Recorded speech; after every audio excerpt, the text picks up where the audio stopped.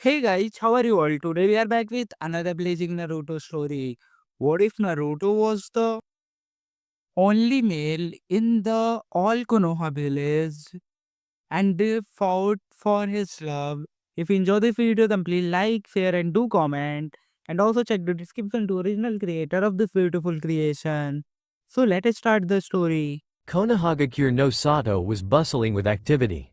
Today was October 10th, or better known as the celebration of the Kyuubi attack on the village just 8 short years ago.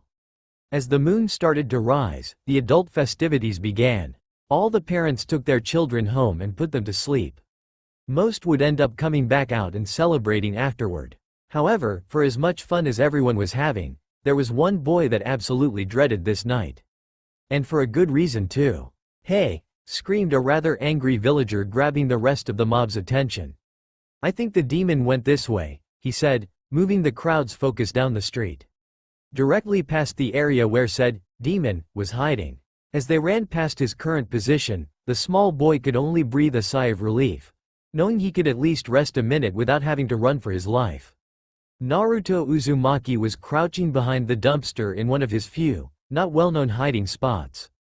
This dead-end alley was a good one, mainly because most people thought he wouldn't be dumb enough to hide that way when he could easily be caught. Hiding in plain sight at its finest. Naruto prayed to Kami he wouldn't be spotted and tortured like he had been his last few birthdays. He could never really understand why the civilians hated him. Heck, quite a few ninjas did too. Yeah, so what, he played pranks. Every time his birthday rolled around, he was always chased by mobs that would attempt, and succeed, at beating and torturing him. He could still hear the angry cries from the last few fox hunts, as the villagers called them. Demon, Kyuubi brat, family killer, and so many more. All he could do was wait here and pray they didn't find him. He had figured out that his own house wasn't safe when he had attempted to barricade it about 3 hours ago. The civilians had grabbed a few of the ninjas that also hated him with a passion. And they not only kicked in his door, but the Chunin had set his entire living room ablaze with fire ninjutsu. He had been on the run ever since. He had nowhere to go and no one to run to. His entire mind was focusing on outrunning the mob and living to see the light of the next sunrise. "He's down here." The loud cry of an obviously drunk woman wielding a kitchen knife came from the entrance of the alley he was in. This caused Naruto to stand up instantly as he saw people funneling through the mouth of the backstreet with a plethora of improvised weaponry.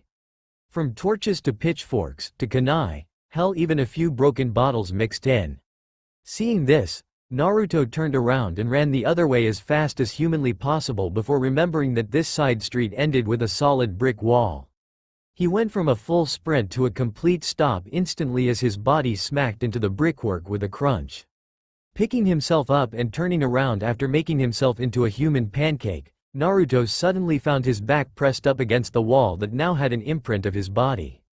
Standing in front of him were over 30 civilians and 3 Chunin, the latter have been leading the mob since his apartment. One had his hands in front of him, slowly forming hand seals. He was flanked by another 2 who had kunai in their hands, poised to strike the young boy. "Finally, we have you cornered, you good-for-nothing demon. We won't let you get away with your trickery and deceit any longer. I and the others here are not fooled by your innocent disguise. We won't let you hurt any more of us," the leading shinobi said angrily while ending on a rat seal. "Megan. Narukumi no Jutsu, demonic hell viewing technique," he said with a wicked smile. Naruto couldn't understand what could possibly make them hate his guts. He shed a small tear of both emotional stress and pain. "Why would they do this to me?" the blonde thought in despair. He was powerless to stop them. Naruto knew that when a ninja yells out the name of a technique, that something usually happens in a flashy way that would completely decimate an opponent. So, he braced himself, looking down and scrunching up his small body, readying himself for what was to come. However, there was no pain to be had, yet. Naruto looked up at his attacker, confused as nothing happened for a moment before his entire world broke apart like glass shattering. It was replaced by something even more terrifying than a hunting party. Standing where the mob had been previously was none other than the Kyuubi no Kitsune. Naruto had never felt so small and insignificant in his life. The blonde fell to his knees as he felt a power so strong that he couldn't even stand up correctly. He had never been more scared. If that wasn't bad enough, he couldn't force himself to look away from the biju that was easily the size of the Hokage monument. The nine-tailed fox looked directly at Naruto with an evil grin on his face. Can foxes grin? Naruto didn't know, but if they could, this would be it. The monster in front of him radiated so much evil and hatred that the boy was almost about to pass out from sheer overexposure. The fox quickly launched all 9 of his tails in the young boy's direction. The 8-year-old was too stunned to move and could only look on in horror as the tails descended upon him. SSL hink was all that could be heard as the sound of metal sinking into flesh radiated out from the source of impact. The world that he had been in completely fell apart this time in a wisp of smoke. He was back with the ninja and villagers still in front of him along with the mob. Except 2 things were off about the whole situation. One was the unbelievable pain that was emanating from multiple parts of his body. And 2, the ninja in front of him were no longer holding their kunai. Their pouches that had been full before were now empty. Taking his eyes off the hostile people in front of him, the young Uzumaki looked down to see 9 kunai sticking into different parts of his body. 3 were buried deep into his unhealthily thin stomach, 2 in his shoulders pinning him to the brick behind him, and the other 4 were in one of his 4 limbs. The entire group that was assaulting the blonde erupted into cheers as they believed the demon boy was going to die.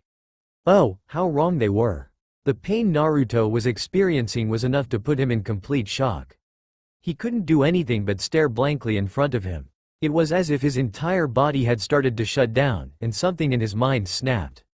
The happy-go-lucky attitude that usually took its place on the boy's face was gone. The trauma on the blonde, both physically and mentally, caused his psyche to revert to pure survival mode. He wouldn't come out of this the same boy he came in as. The villagers had just started to calm from the surge of excitement that coursed through them, caused by the damage they had caused to the demon brat. That was when a look of pure horror took its place on the faces of those present. Dark red chakra started to seep out of the blonde at an astronomical rate. The air around everyone present grew heavy with unholy killing intent, seemingly holding down all that had any type of danger sense. It was like being in the presence of a more than fearsome predator.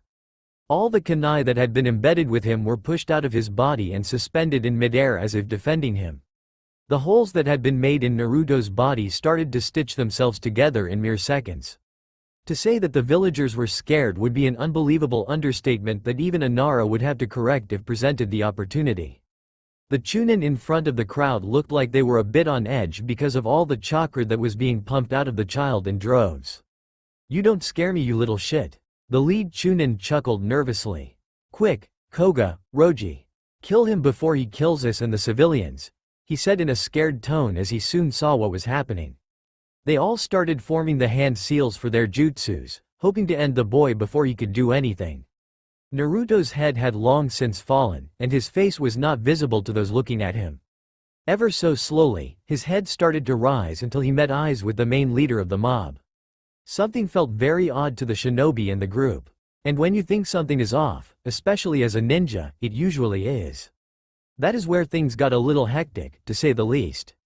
The Jinchuriki's eyes had been morphed to a more feral appearance. Slitted, bloodshot, and hungry eyes of a fox replaced the once pure blue, also growing sharp canines to match the animalistic look. "You have messed with my container for the last time, you wretched humans," a demonic voice whispered coming from Naruto's body. Even though it was just above a whisper, it was heard by everyone present.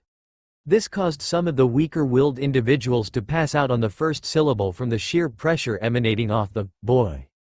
As the QB finished speaking through the young Uzumaki's body, the ninja had finished their seals.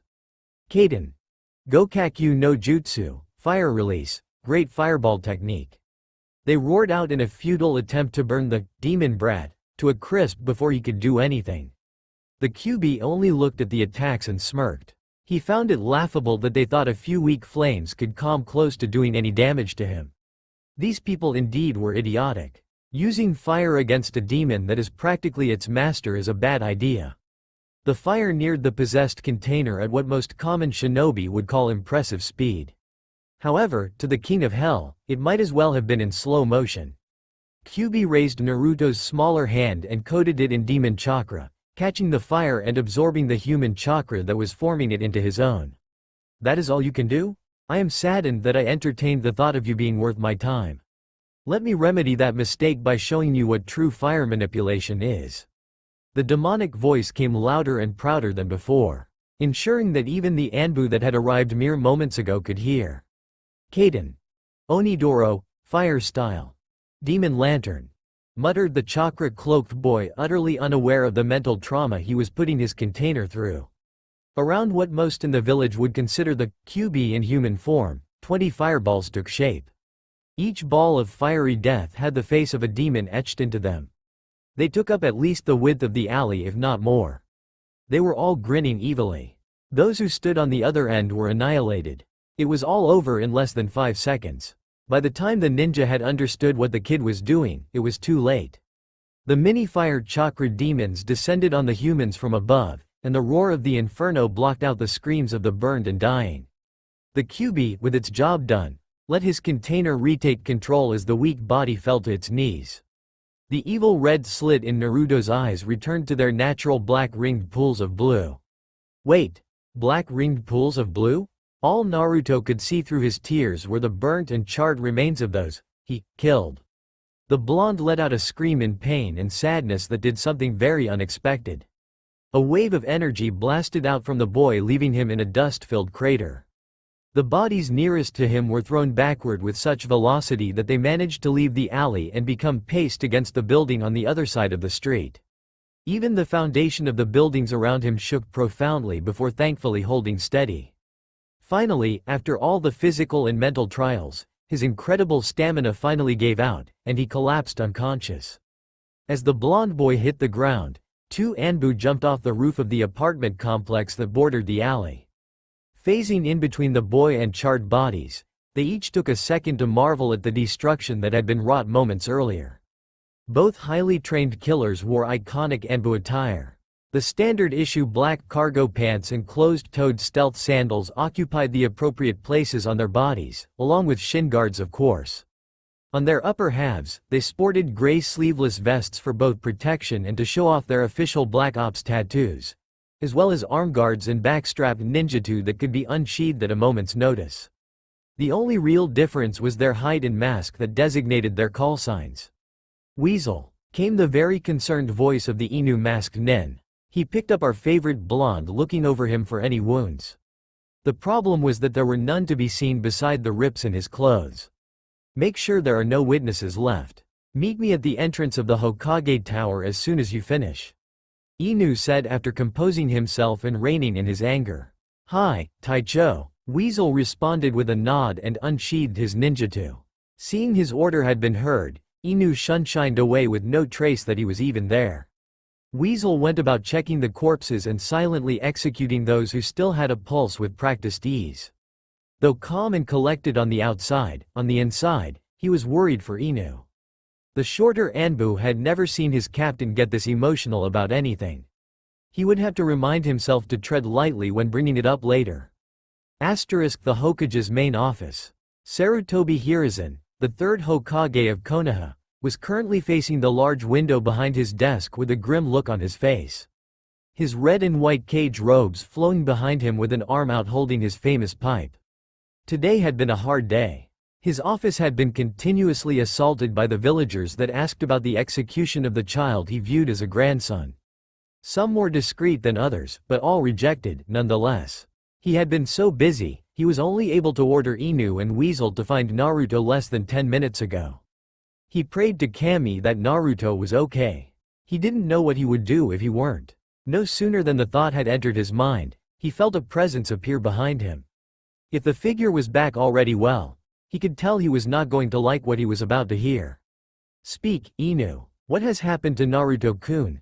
The third asked with a slightly worried tone. Hokage-sama, a group of villagers and Chunin cornered him in an alley. From what I can gather from his condition, I would say they used a genjutsu on him to keep him still. Then the Chunin use him as kunai target practice. Thankfully, the QB chakra healed him from his injuries.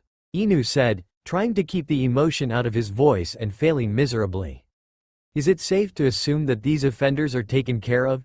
The aged man barked with no attempt to hide his anger. How could the villagers be so stupid? They knew what the consequences were, and they still went ahead and attacked the boy. I'm too old for this, he thought in frustration. Hi, Hokage-sama, the traitors were dealt with. However, not by us, Inu said, causing the Kami no Shinobi to turn around and look at the Anbu curiously. We were about to step in when IT took control he continued, but was cut off. What? There is no way the seal is broken. It should be able to contain the Kyuubi without any trouble, Hiruzen stated worriedly, not only for the boy and his mental state but for the security of everyone in the village. They didn't have a fourth Hokage to seal away the demon again. I do not think the seal is broken. I believe the stress that Naruto went under caused him to unconsciously give control to the demon to allow him to survive the ordeal. From what I heard the Kyuubi say, it was trying to protect Naruto. I think it even sensed us on the rooftop, Inu stated, finally calming himself to a tolerable level. It spoke? The cage yelled out, not understanding how any of this was possible. Also, he was secretly thankful for the silencing seals he had activated just before this conversation began. Hi, it also burnt everyone that was assaulting the boy to ash. The spiky-haired Anbu got out, reliving the moment that he had just witnessed. I left Weasel to clean up the rest of the area before I came here to inform you. He finished composing himself. A million different thoughts were racing through the head of Sarutobi. They were all about how he was going to deal with this mess. Is that so? Trailed Hiruzen, still thinking of where to go from here. He saw that the Anbu was holding Naruto in his arms, and just from a quick glance could tell it was a terrible situation.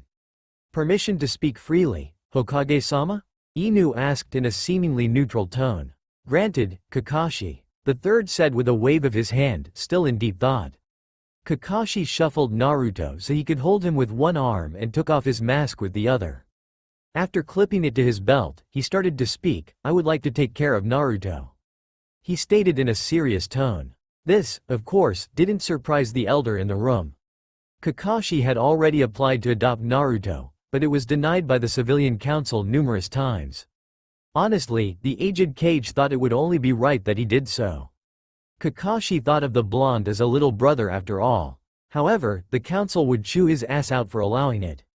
You know what the council would say if Hiruzen began, getting cut off by Kakashi. I don't care about what the civilian council has to say.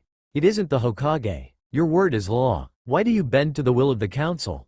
They don't understand what it is like to be a ninja and never will. The student of the yellow flash stated heatedly. Please Hokage-sama, I owe it to Sensei and Kushina-san. Let me take care of Naruto, he pleaded after his frustration calmed. Hiruzen couldn't help but understand the anger held by the younger man. After all, it was the child of the man Sensei. Kakashi also made a good point in his argument. The council did have a lot of power that it shouldn't. Most of the power that it had gained was due to the Kyuubi attack. The more ambitious council members had taken advantage of the chaos and used it to increase their sway over the village. He really had grown soft in his position now that he thought about it. Why did he ever let the council have an actual say? The council was created to advise, not make decisions. He came to the sudden realization he had been laying down and rolling over for the council. It is times like this where he cursed his own sensei for creating the civilian council in the first place. Maybe he had become too soft since he retook the hat. He never would have allowed the council to ruin the life of a boy like this if he was in his prime. Sarutobi would not allow things to continue.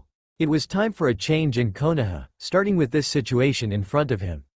He would deal with the uproar in the emergency meeting he would call tomorrow. He would lay down the law this time. Kakashi, the elder shinobi started in a hard tone, you're right. It seems my control over the village has loosened over the years. I will not allow myself to be walked on by those idiots on the civilian council any longer. This is a ninja village, and as such, I am in control.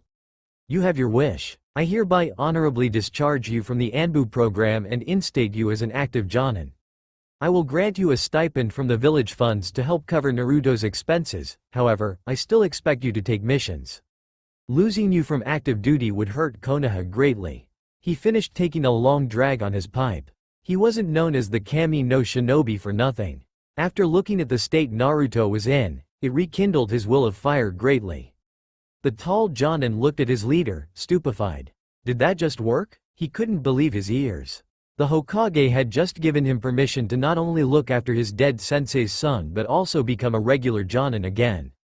This was the best he could have hoped for. He had been trying to adopt and take care of Naruto for the past 8 years and had been denied every time. Who knew all it would take is a few choice words, and yelling at his cage.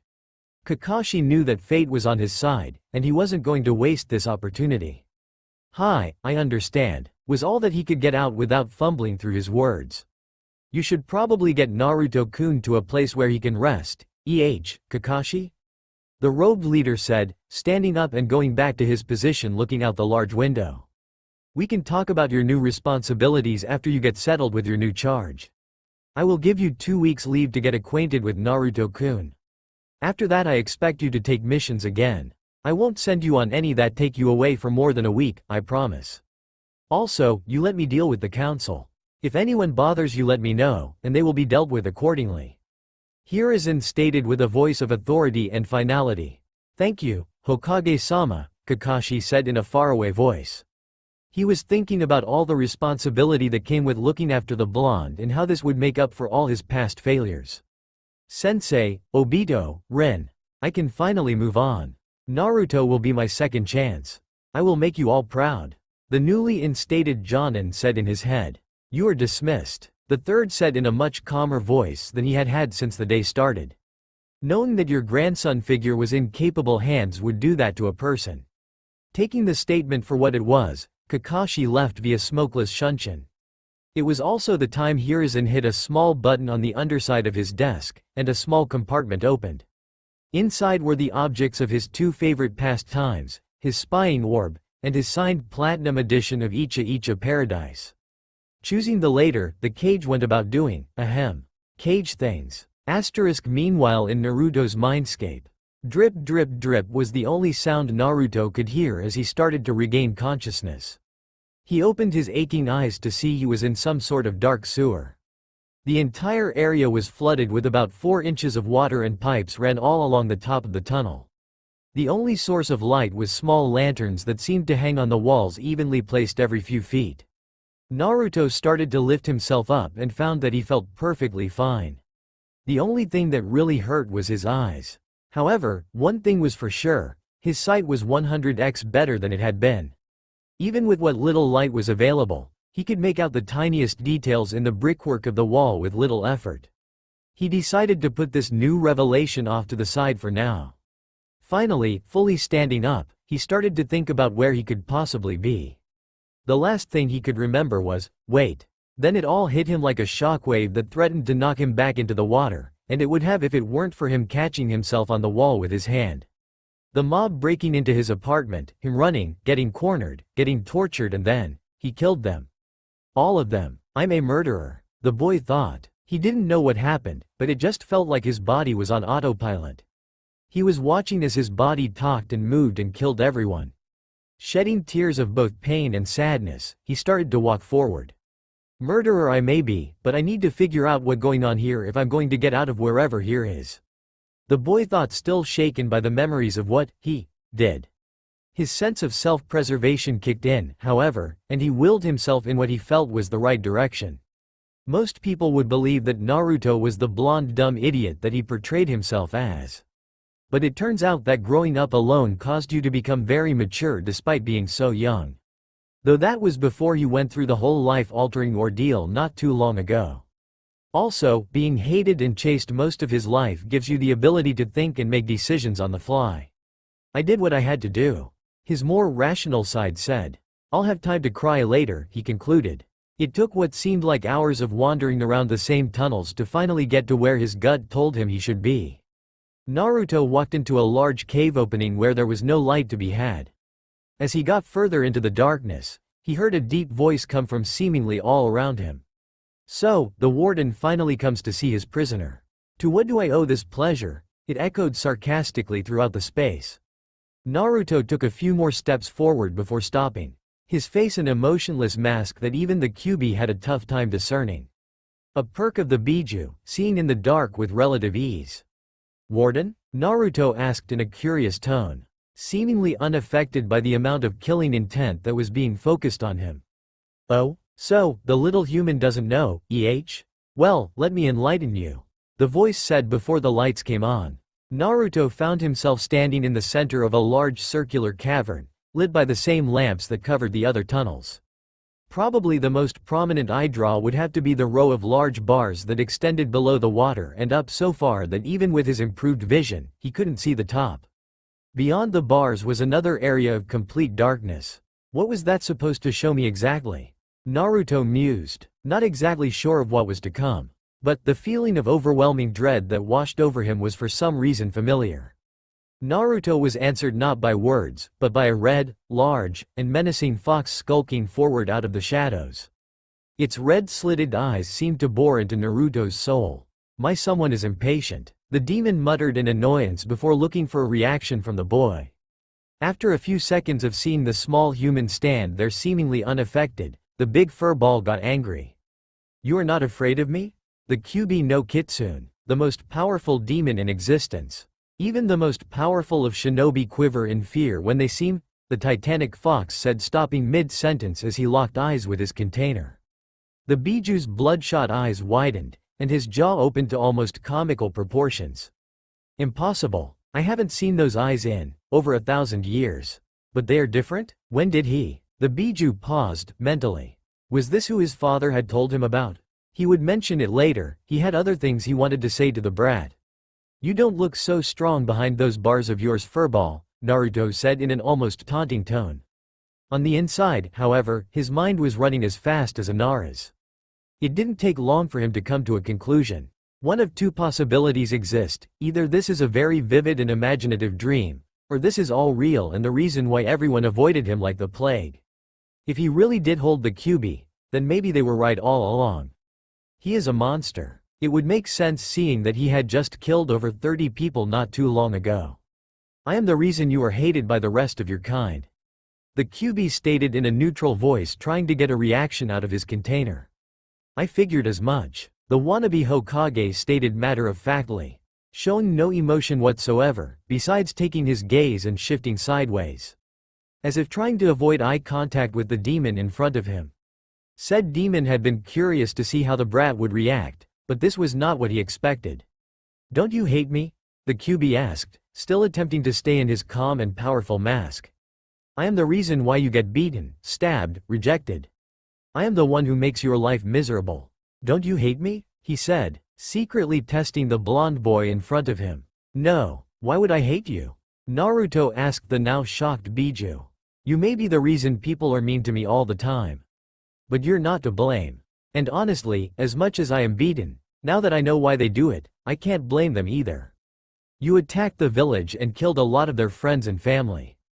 And they think that you're me. It all makes sense now. The 6-year-old said in an oddly mature tone. The Kyuubi was floored. Not only was this child not afraid of him, but also had the eyes of his father, and act more like an adult than most grown men. He was only 6 years old. He shouldn't even have the brain capacity to think like that. Obviously, the idiot act was more of a complete 180 of his real personality. He had just gained a lot of respect for his container. More than he had had for any of his ones previous. You act and know much more than a kid like you should. Said the Kyuubi, then pausing slightly. Did I just call him a kid? He thought to himself. You are much wiser than you appear. Finishing his string of observations. Oh, such praise from a demon lord. I don't know whether I should feel disgusted or proud. I don't get that from anyone really. Naruto said sarcastically, earning a slight chuckle from the Biju in front of him. However, the slight chuckle was still enough to echo and shake the room. Responding to your first statement, though, growing up and surviving alone can make one mature at a more impressive rate than others. He explained in a dry tone that showed he was looking through his memories of having to grow up all alone. That I can see, Kit. You're proof of that. Kyuubi started. I did it again. This boy really reminds me of father. It's unreal. It's almost as if, no, that's not possible. He thought to himself. I respect you, Kit. I have seen you go through more in 6 years than most shinobi do in their first 20. And if they did, 9 times out of 10, they wouldn't come out of it with the attitude you have. Now it was time for the real reason he called the kid here. His eyes may have been a surprise, however, it only made the Kyuubi want to go through with his plan even more. You still want to become a Kage, right? The Biju asked, gaining the young boy's attention. What kind of question is that? I may not be as boisterous as I portray to others, but my dream remains the same. I want to show the villagers that you and I are different. I may not like a lot of the people here, but some are worth protecting. Naruto said in a seriously. His mind going through the people who have looked out for him throughout his short life. Iruka-sensei, Old Man Hokage, the Ichiraku family, and even that Higurashi guy from the weapons store who bought him food when he saw stores not letting Naruto buy it himself. Why do you ask? He asked the giant chakra monster in front of him. Because of how much you have suffered and impressed me. I will help you reach your goal. Kyuubi said to Naruto. And because you remind me of that man.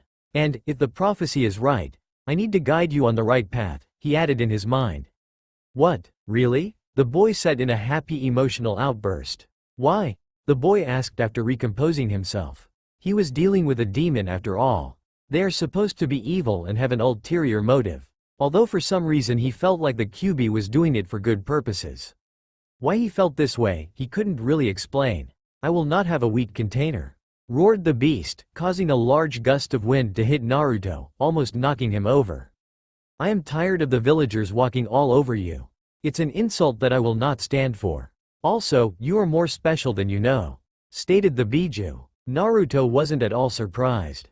It would only make sense that his Biju would have a massive superiority complex and want a strong Jinchuriki of it, in turn, showing off himself. Although, he would be sure to be on guard for any tricks the demon may try and pull in the future. One can never be too careful. Well then I accept your offer Kyuubi-sensei, Naruto said nodding tersely. However, I do have to ask how I am special. I am an orphan who can't even mold chakra correctly. Everyone else seems to think I'm a failure. He said with a slightly dejected tone. The Kyuubi grinned ferally. Time to see how the brat would react to his new features. Have your eyes been aching at all? The chakra construct asked in an inquisitive and hinting tone. Actually, now that you mention it, they have been hurting ever since I came here. Do you know what's wrong with them?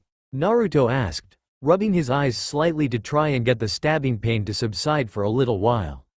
Look into the water. See for yourself, the mountain destroyer said in a slightly excited tone. If those eyes were half of anything, he thought they were, life was going to become very interesting for both jailer and inmate. The mentioned blonde followed the advice of the Kyuubi and looked in the water to view his reflection. What he saw shocked him to no end. His usual azure blue eyes had been replaced by something completely different. The whites of his eyes had been replaced by pools of almost crystalline light blue. The pupil now a small black dot and 6 black swirls surrounding said dot. Almost like a circle of islands within a vast sea. What is this? Naruto asked, still not looking away from his new eyes. If he was going to be honest to himself, it was cool. He had unique eyes like he had seen some clans have. Like the Uchiha with their red and black eye thingy and the Hyuga with their, well, just weird eyeballs. Maybe it was some sort of secret bloodline? He didn't know his parents, so it could be possible. Eyes such as those are the rarest of all eyes in the shinobi world. I have only seen them in one man. And now, in you boy. The man who wielded those eyes was the one I respected more than any other human in existence. The Kyuubi said as if teaching a history lesson to a student. What are they called, Kyuubi-sensei? The boy asked in curiosity, finally looking up at the king of all known demons. They are known as the Rinnegan. The Kyuubi stated, along with explaining much more throughout the night. Good thing time moved slower in this place than the outside world. Otherwise, Naruto would have a lot more on his proverbial plate than he could handle now. By the morning, both Biju and 8-year-old boy would be closer to each other than they had anyone else in a very long time. Next morning in Naruto's new bedroom, Naruto groaned heavily as he tossed and turned awake. The sunlight filtering through the window in front of his bed seemed to have caught his ire. It was too early for the blonde, he could feel it. He slowly opened his crystal-like eyes while rubbing them to try and rid them of grogginess. Sitting up, Naruto looked around and suddenly froze. This room was unfamiliar. He saw that the large open room was rather dull. A wood sliding door was open to his right, revealing the hallway beyond. To his left was a small nightstand right next to the standard-size bed he was laying in. The room also had a dresser against the far wall. All in all, the room was what one would consider normal. It was safe to assume that he was not in his own house. Putting those thoughts to the side for a second, His memories of his wacky dream came back to him. I really must have been hit pretty hard to dream all that up, the blonde thought to himself. A part of him was glad it was a figment of his imagination, but another felt kind of saddened. He had made a good friend in his dream, even if it was a demon of all things. It wasn't a dream, Kit, a dark yet familiar voice interrupted his thinking. The interruption caused Naruto to jump out of bed almost high enough to hit the ceiling and fall back onto the carpeted ground. All the Kyuubi could do was laugh at his container's misfortune. Ah, the new user of the Rinnegan shouted as he fell and smacked the ground. What? Where did that come from? He said, looking everywhere he could from his place on the floor. For as good as his vision was, not that he noticed, he couldn't spot anyone else in the room. I'm in your head, kid. Calm down. As much as it is amusing to see you seemingly talk to yourself, if anyone else did it would ruin my image. And your own. No one looks sane while talking to themselves, after all. The demonic voice said again from the inside of Naruto's skull. All you have to do is will me to hear your thoughts and I will. Kyuubi finished. So, it really wasn't a dream, Naruto said, this time in his mind. Does that mean that everything we talked about really happened? He said to his usually violent tenant in an almost happy tone. The blonde was honestly excited. If everything he had talked about with Kyuubi was true, then it meant that he would finally be able to be a ninja. Hokage, here I come, he thought only to himself. No, it was not. However, you also must remember what we talked about. You can't let anyone know that I have talked to you or that you know about what your eyes actually are. I can hide them for now. The Nine Tails said in warning while putting up a strong genjutsu around his container's eyes. It would only make things harder for us. Also, it looks like you're about to have company. The beast finished. Just as the Kyuubi had warned him, a tall, spiky-haired figure appeared in the doorway. From what Naruto could see, this looked like one of the Anbu that used to follow him around time to time. He even saved him from the fox hunt the year previous.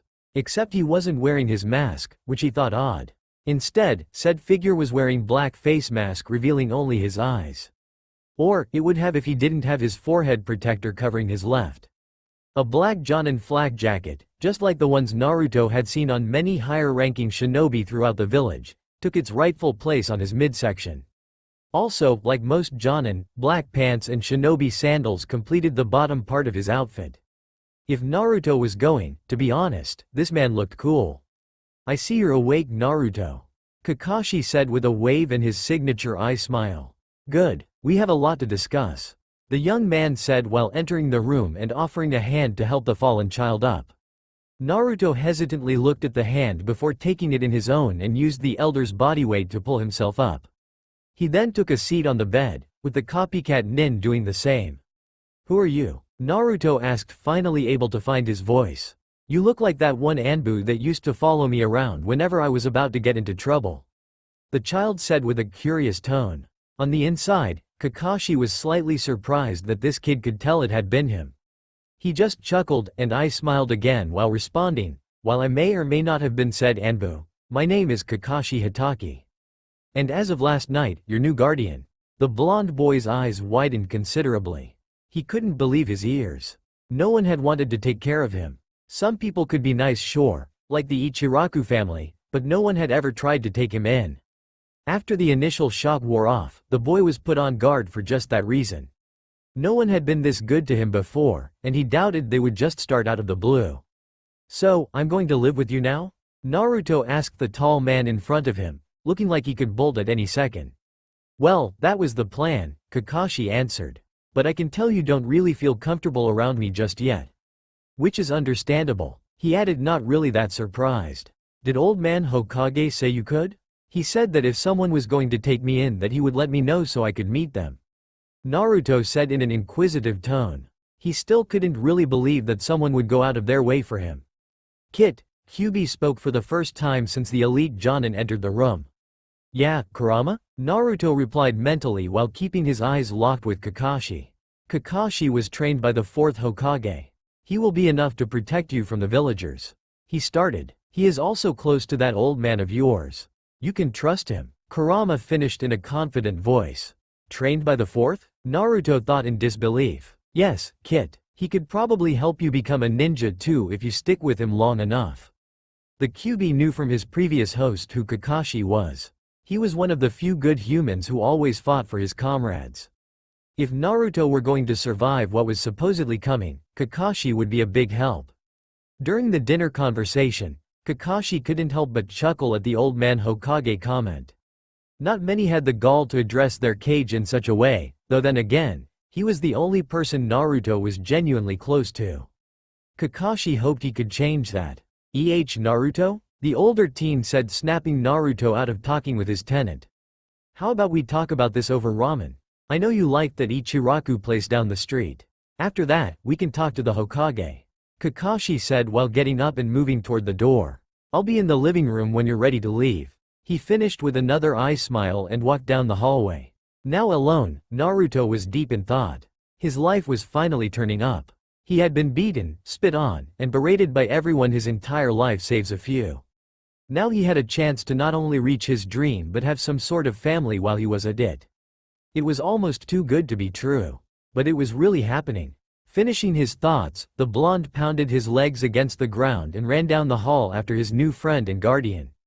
His existence just became bearable for once, and Kami if he wasn't going to take it for all it was worth. Naruto awoke to the familiar stream of sunlight hitting his face from his window. It was an occurrence that took place often nowadays. He had become accustomed to waking up in this room like he first had what seemed like so long ago to the now 10-year-old. He no longer had to go hungry or run for his life on a daily basis. Well, when he wasn't running away from Kakashi ni while they were training. That was probably one of the better events that happened throughout the last couple of years. Kakashi Hitaki had taken him in and even offered to train him as a ninja. As time went on, the two started growing closer and closer to one another. Now, they were brothers in everything but blood. And it showed. The young blonde sat up in bed and rubbed his eyes warily to get the morning grogginess out, and then swung his legs off, and his feet touched the ground. Unlike his Ni-san, Naruto was not a morning person in the slightest. Speaking of his early bird brother, he was probably the source of that bacon smell coming from the kitchen. Making his way over to his dresser, Naruto went through his daily motions of a drawer opening and grabbing his usual attire, which also had vastly changed from what it had been previously. Naruto first slipped on his black ninja cargo pants and padded tabi, replacing what had been the frog-designed pajama bottoms and slippers. Next came his long-sleeve black undershirt that clung tightly to his body with the Uzumaki swirl on the back. After that, his black vest and face mask that he got to look more like his guardian. It definitely completed the mini Kakashi look. Also, the genjutsu that his partner had up all the time kept his eyes from showing their pure form, as it had since he had gained it. That was the only real difference between them, and the fact Kakashi had a forehead protector and calm attitude, where Naruto didn't have his protector yet and embraced his more outgoing and slightly childish side. He could still remember how it all began, when Naruto first started to see Kakashi as his brother. Flashback no jutsu. Naruto, Kakashi and Ichiraku. Naruto was having a peaceful time. Kakashi had just taken him down the road to his favorite ramen stand. The Ichiraku family had given him some free meals from time to time when he couldn't afford it. He knew it wasn't good for their business, so he tried not to take advantage of it whenever he could avoid it. However, now that Kakashi was paying, he thought it was time to start paying them back. He had just gotten done finishing his fourth bowl of ramen with Kakashi when an Anbu agent arrived behind them. "Ah, Weasel-san," Kakashi said without even having to turn around, recognizing his friend's chakra signature. "I assume Hokage-sama wishes to speak with us?" he said, finishing the last bite of his second bowl. "That is correct, Kakashi-san," Weasel stated in his usual monotone even by Anbu standards voice. "Hokage-sama wishes to speak with you and Naruto-san about an urgent matter. I was not told what, but only that I bring you both to him as soon as possible," the masked ninja said, still in the drone-like tone. "Well then, we best not keep him waiting. Come on, Naruto. I promise you can have some more if you're hungry after we talk to Hokage-sama," Kakashi told his charge before patting him on the head in an affectionate manner. Naruto looked at Kakashi and couldn't help but smile. Even with his life being complete shit in the beginning, he could feel that the man in front of him was something else. The blonde stood up and nodded as a way of showing his acknowledgement. Kakashi proceeded to leave the appropriate amount of ryo and then some on the counter as payment. Just as they were about to leave via Shunshin from their Anbu escort, Naruto called out to Tuichi the chef and his daughter Ayame, "Thanks old man. Ayame-chan, I'll be back soon," keeping up his boisterous act as he had in the past. "I think that girl is into you, kid," the QB said just as they disappeared in a swirl of leaves from the stand. "What? No, that's impossible, Kurama. And even if she was, I am 8 years old. She is 10, Naruto stated vehemently. "Ah, you'll understand someday, kid.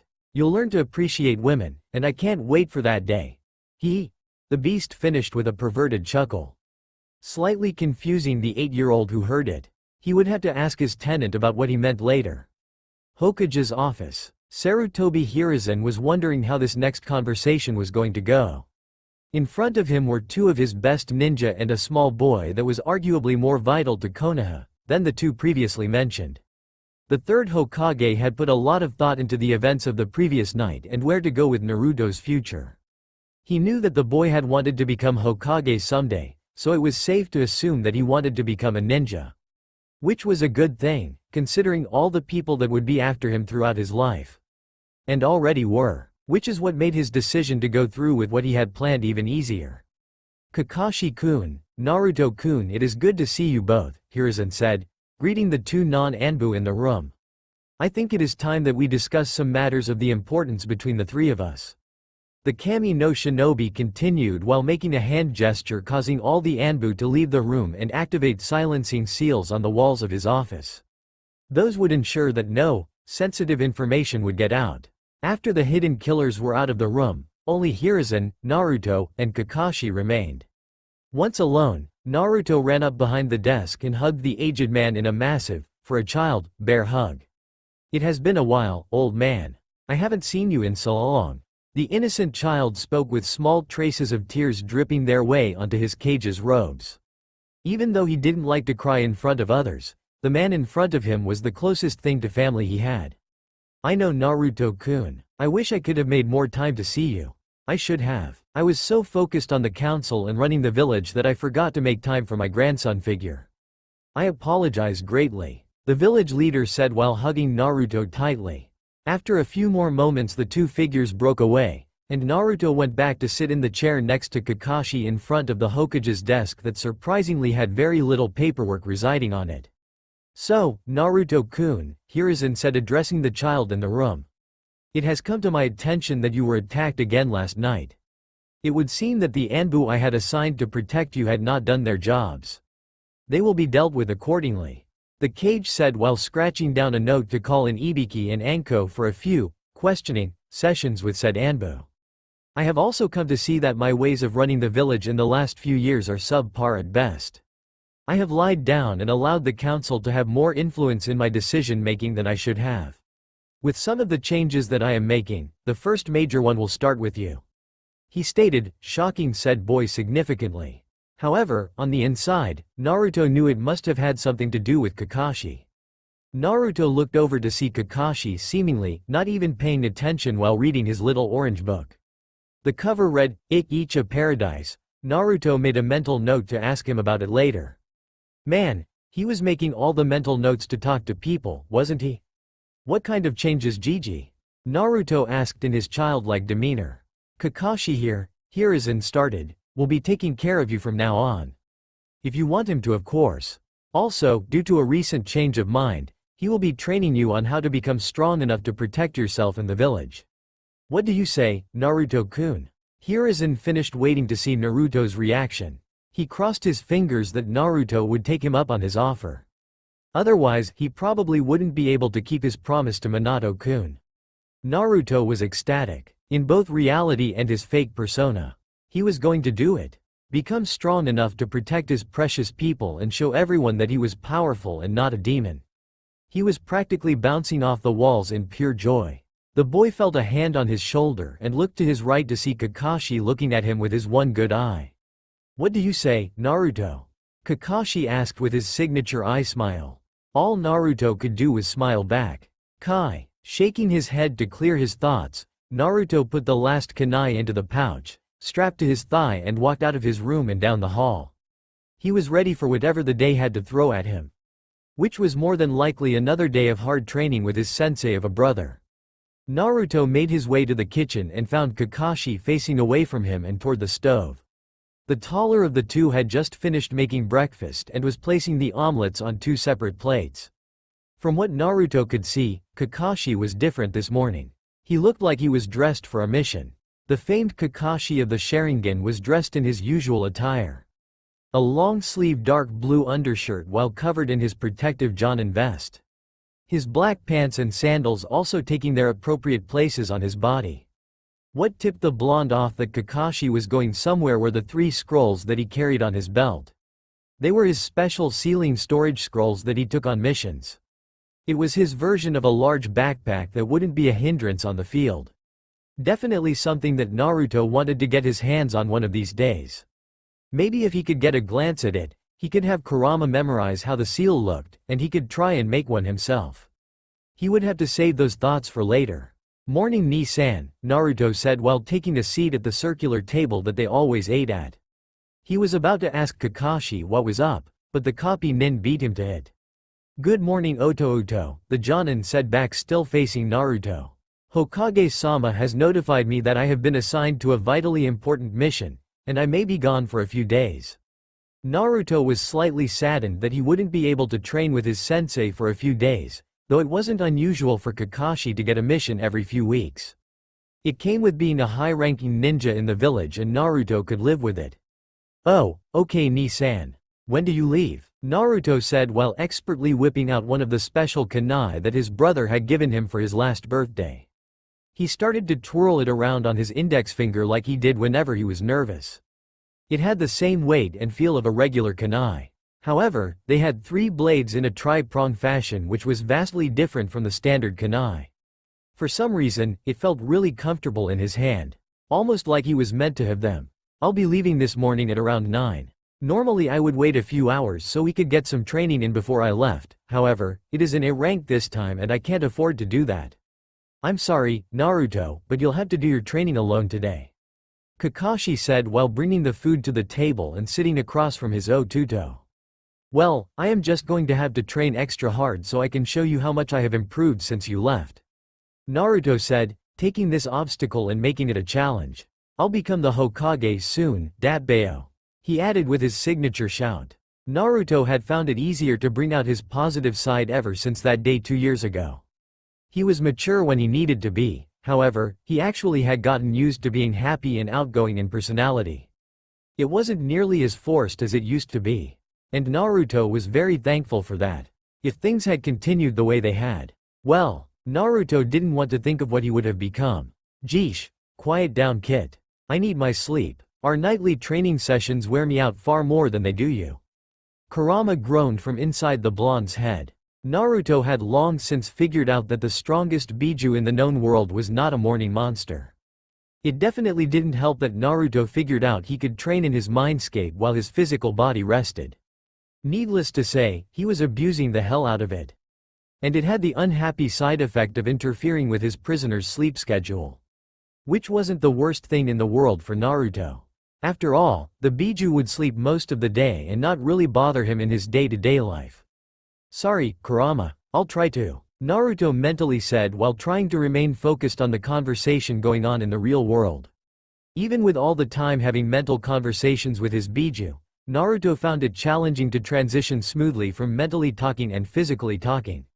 If he weren't careful, he would end up physically saying something that he shouldn't to the wrong people. "I know you will surprise me as you always do, Naruto," Kakashi said in a very proud tone and a happy eye smile. And it was true. Kakashi had always been surprised at Naruto's progress whenever he was away. It was almost like him not being there was more motivation than him being there. The ex-Anbu was especially impressed in the blonde's progress with ninjutsu. He could perform any jutsu thrown at him with enough time and practice. That was something he stumbled upon about a month ago. It was only possible since the Sandaime had allowed the copy nin to take Naruto as his apprentice. He didn't have to go to the academy like the rest of the kids his age. It was for the boy's own safety. They had seen that he wasn't safe, even in the village walls. He had to learn to take care of himself. Even if it meant isolating him somewhat and training him into the ground. Not that Naruto really minded. Of course, Hiruzen and Kakashi knew it would be necessary for Naruto to form bonds of friendship, so they would still allow him to play with the other clan heirs in the parks and at their respective clan compounds. It was a good thing that most if not all the clans were actually supportive of Naruto. It ensured he would have at least some friends his own age. So, instead of learning with his friends, Kakashi started teaching Naruto taijutsu and stealth, as they were paramount to any good shinobi. Not too far into the training, the copycat had quickly figured out that his sensei's son did indeed inherit his father's speed. While it wasn't on a level that Kakashi couldn't handle, the blonde was still mid-chunin in speed before they began any type of physical conditioning. Naruto's body type built him like a bruiser, once Kakashi got him to eat something besides ramen, that is. Which was more difficult than one would think. His power was there, and though his form still needed some tweaks, Kakashi could safely say that his Otuto would be able to take down most chunin in a pure taijutsu fight. Except maybe a Hyuga or Akamichi, they were just unreal when it came to the art. Naruto's stealth skills were nothing to scoff at either. If he didn't want to be found, it took a good while for the Jonin to spot him. In the back of Kakashi's mind, he knew it was from how Naruto grew up that he had gained his incredible abilities. It saddened the man heavily, however, as sad as it is, it did end up giving the blonde an advantage in his ninja career. After Naruto had shown he was able to hold his own against a trying Kakashi for about 5 minutes, his Nisan had thought it was a good idea to introduce how to gather and mold his chakra. Which the kid had ended up being a natural at. For having such a large chakra pool, the boy had near perfect control. It was utterly amazing. It took the boy no time before he had mastered the Academy Jutsu and even some very low-rank elemental ninjutsu. That was where the child truly shined. Kakashi couldn't believe what he had seen that day. And he doubted he would see it again in his entire life. Flashback no Jutsu. Again, Naruto and Kakashi were currently training on Training Ground 7. This was the area that the Hokage had given Kakashi the sole use of to train Naruto to his best. Hiruzen had had enough of seeing his grandson figure tossed around like trash on the street. Training him was obviously the only way that he could ensure he would be safe now and in the future. It was in the late morning, and as the sun was just about to hit its high point in the day, Naruto was sitting cross-legged under a shady part of a tree. Naruto had been slightly worn out with all the training he had been doing for the past few hours. Panting slightly, he looked up to see Kakashi standing over him and a piece of paper in his hand. Though it was a lot thicker than regular paper and seemed to have an almost reflective appearance when the sun caught it just right. Naruto, being Naruto, was clearly interested in what his big brother figure was holding. "What is that, Ni-sensei?" Naruto asked in a curious tone that only a child could ever hope to give. Why would he bring Naruto a piece of paper? Or was it special somehow? This, Naruto, is called chakra paper. You have been doing so well recently that the Sandaime, and I think it is time to take your training to the next level. Kakashi said, exciting the blonde. The next level meant one more step to achieving his dream and being strong enough to protect his precious people. Now that you know how to channel your chakra like you were able to yesterday, I want you to do that again, but into this piece of paper, Kakashi said, seeing some confusion sprout onto the boy's face. What is it going to do, sensei? Naruto asked, adopting the form a student asking his teacher a question. Isn't it a waste of chakra?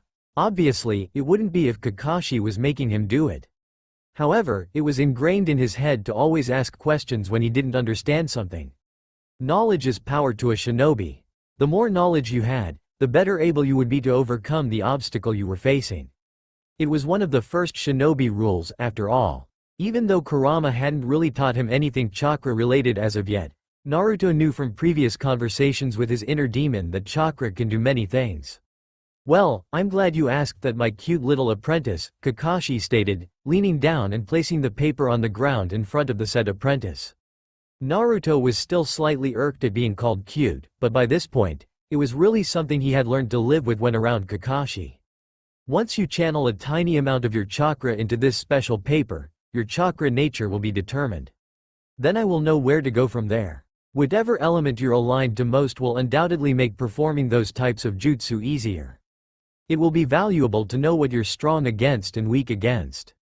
Naruto's eyes widened, and his head nodded in recognition of what Kakashi was saying. before looking at the paper in shock and awe. If you're a water type, the paper will soak, fire it will burn, earth crumble to dust, wind split apart, and lightning crumble up into a ball. The Jonin continued before watching Naruto gather chakra into his finger and transfer it onto the paper. To say he was shocked was an understatement. Right before both of their very eyes, the paper did all sorts of things. First, the special paper split into 3 separate evenly spaced strips that were tossed up into the air. The pieces then turned a dark midnight purple before crumpling into small pebble-sized bits. Slowly, one was lit aflame, another became dust, and the last one fell apart as if submerged in water. Neither of them knew exactly what just happened. Even the Hokage, who was spying on the small session from his all-seeing crystal ball, was stupefied at the sight. None of them had ever heard of something like this occurring. Kakashi ni? Was that supposed to happen? Naruto asked in a manner that portrayed his confusion. The Jonin was at a loss for words. Most people had 1 element, maybe 2 if they were very gifted. And usually, the max for someone to have is 3 if they trained their bodies as hard as they could to gain another affinity. But to have all 5? That was just unheard of. It's because of your eyes, Naruto. Kurama's voice came from in the blonde skull. What about my eyes, Kurama? And shouldn't you be asleep? Naruto asked, still not completely understanding the sight before him, or why Kurama was awake at all. Kakashi was also really shocked, which did not happen much, if ever really. Also, he was curious as to why the Biju was about his eyes' prowess now and not earlier. Come to think of it, they hadn't done any real training with his eyes at all. It was almost like he had forgotten about them since he began his shinobi practice with Kakashi. The sage is known to possess the ability to use all 5 elements in perfect unity. Just as they make up the world we live in, the eyes of the sage allow the user to become one with the elements. It's not like you will be able to use every jutsu right out the gate though. You still need to work for that. However, they will all come to you more naturally than they would anyone else. The 9-tailed demon explained from what little knowledge he could remember from his creation. While the strongest of the tailed beasts was known for his cunning wits, he was never one for remembering things. Especially as long ago as that was. He really didn't know how to help his container with his eyes at all. Other than some abilities that Hagoromo had, he didn't know much about the specifics. He would have to trust the boy to figure it out when the time was right. Oh thanks, totally couldn't have used that little bit of information any earlier, mister. I know the Rinnegan but won't tell you what it does, Naruto said, slightly mocking the Biju while also silently thanking his friend for giving him some answers. It turns out that being over 2,000 years old made the Kyuubi a massive font of knowledge. When he wanted to be, of course. Which wasn't as often as a certain blonde would like. Kurama just stayed quiet. He would explain everything to his container sometime soon. Probably. Well, Naruto, Kakashi said, it would seem you're a bit more special than I had originally presumed. The odds to have not 2, and not even 3, but all 5 affinities naturally are theoretically 0. You truly are a one-of-a-kind, aren't you? Still trying to collect himself. Kakashi knew he would have to report to Hiruzen as soon as he was done here. This was too big to keep from the Hokage. The mysteries surrounding Naruto kept getting more and more significant. Even if Naruto seemed to be open about everything with him, this child was coming along unbelievably fast. Even for the son of a cage. Naruto also collected himself while Kakashi had been talking. Looking up at the elite Jonin, Naruto just smiled in his usual goofy fashion. Yep, I'm going to be the best Hokage ever, Datbeo. He said with a fist thrusting upward. Queet. The monster roared in his head again for the 2nd time today. The kid never really did break that habit. Even if he could act mature for a time. The stronger he got, the more he found he actually liked interacting the way he did around others. Not only did it make him seem like an idiot, but it also made others underestimate him. Which was precisely what Naruto wanted.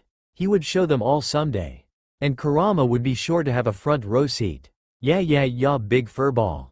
I'll keep it down, Naruto pouted slightly in his mind before making a quick recovery. Today had been a good day. He found out that the path he was meant to walk just got a little easier. If only a little. Kai. The morning went by too fast for both Naruto and Kakashi. They were both walking out of the house around 8:30 and turned to each other. It wasn't like this type of thing never happened before. It had quite frequently in the past. However, it never made saying goodbye any easier. Especially if it was a high-ranked mission Kakashi was going on. It wasn't that Naruto didn't think his big bro couldn't take care of himself, it was more along the lines of he knew his brother would sacrifice himself to save one of his teammates if they got into trouble. It scared him beyond belief. As the one-eyed Jonin and the 10-year-old looked at each other, they both nodded. Understanding the silent message that was meant by it. Take care of yourself. It had been like this ever since Kakashi started to take higher-level missions. Anything could happen, and saying goodbye was something neither of them was good at. With that, they embraced each other in a small quick hug and went their separate ways. Kakashi toward the north gate where his Jonin squad would be waiting with their client. Naruto toward the training ground to put himself through whatever regimen Kurama thought he should go through. Kakashi had always allowed Naruto to have free reign of his training when he wasn't around.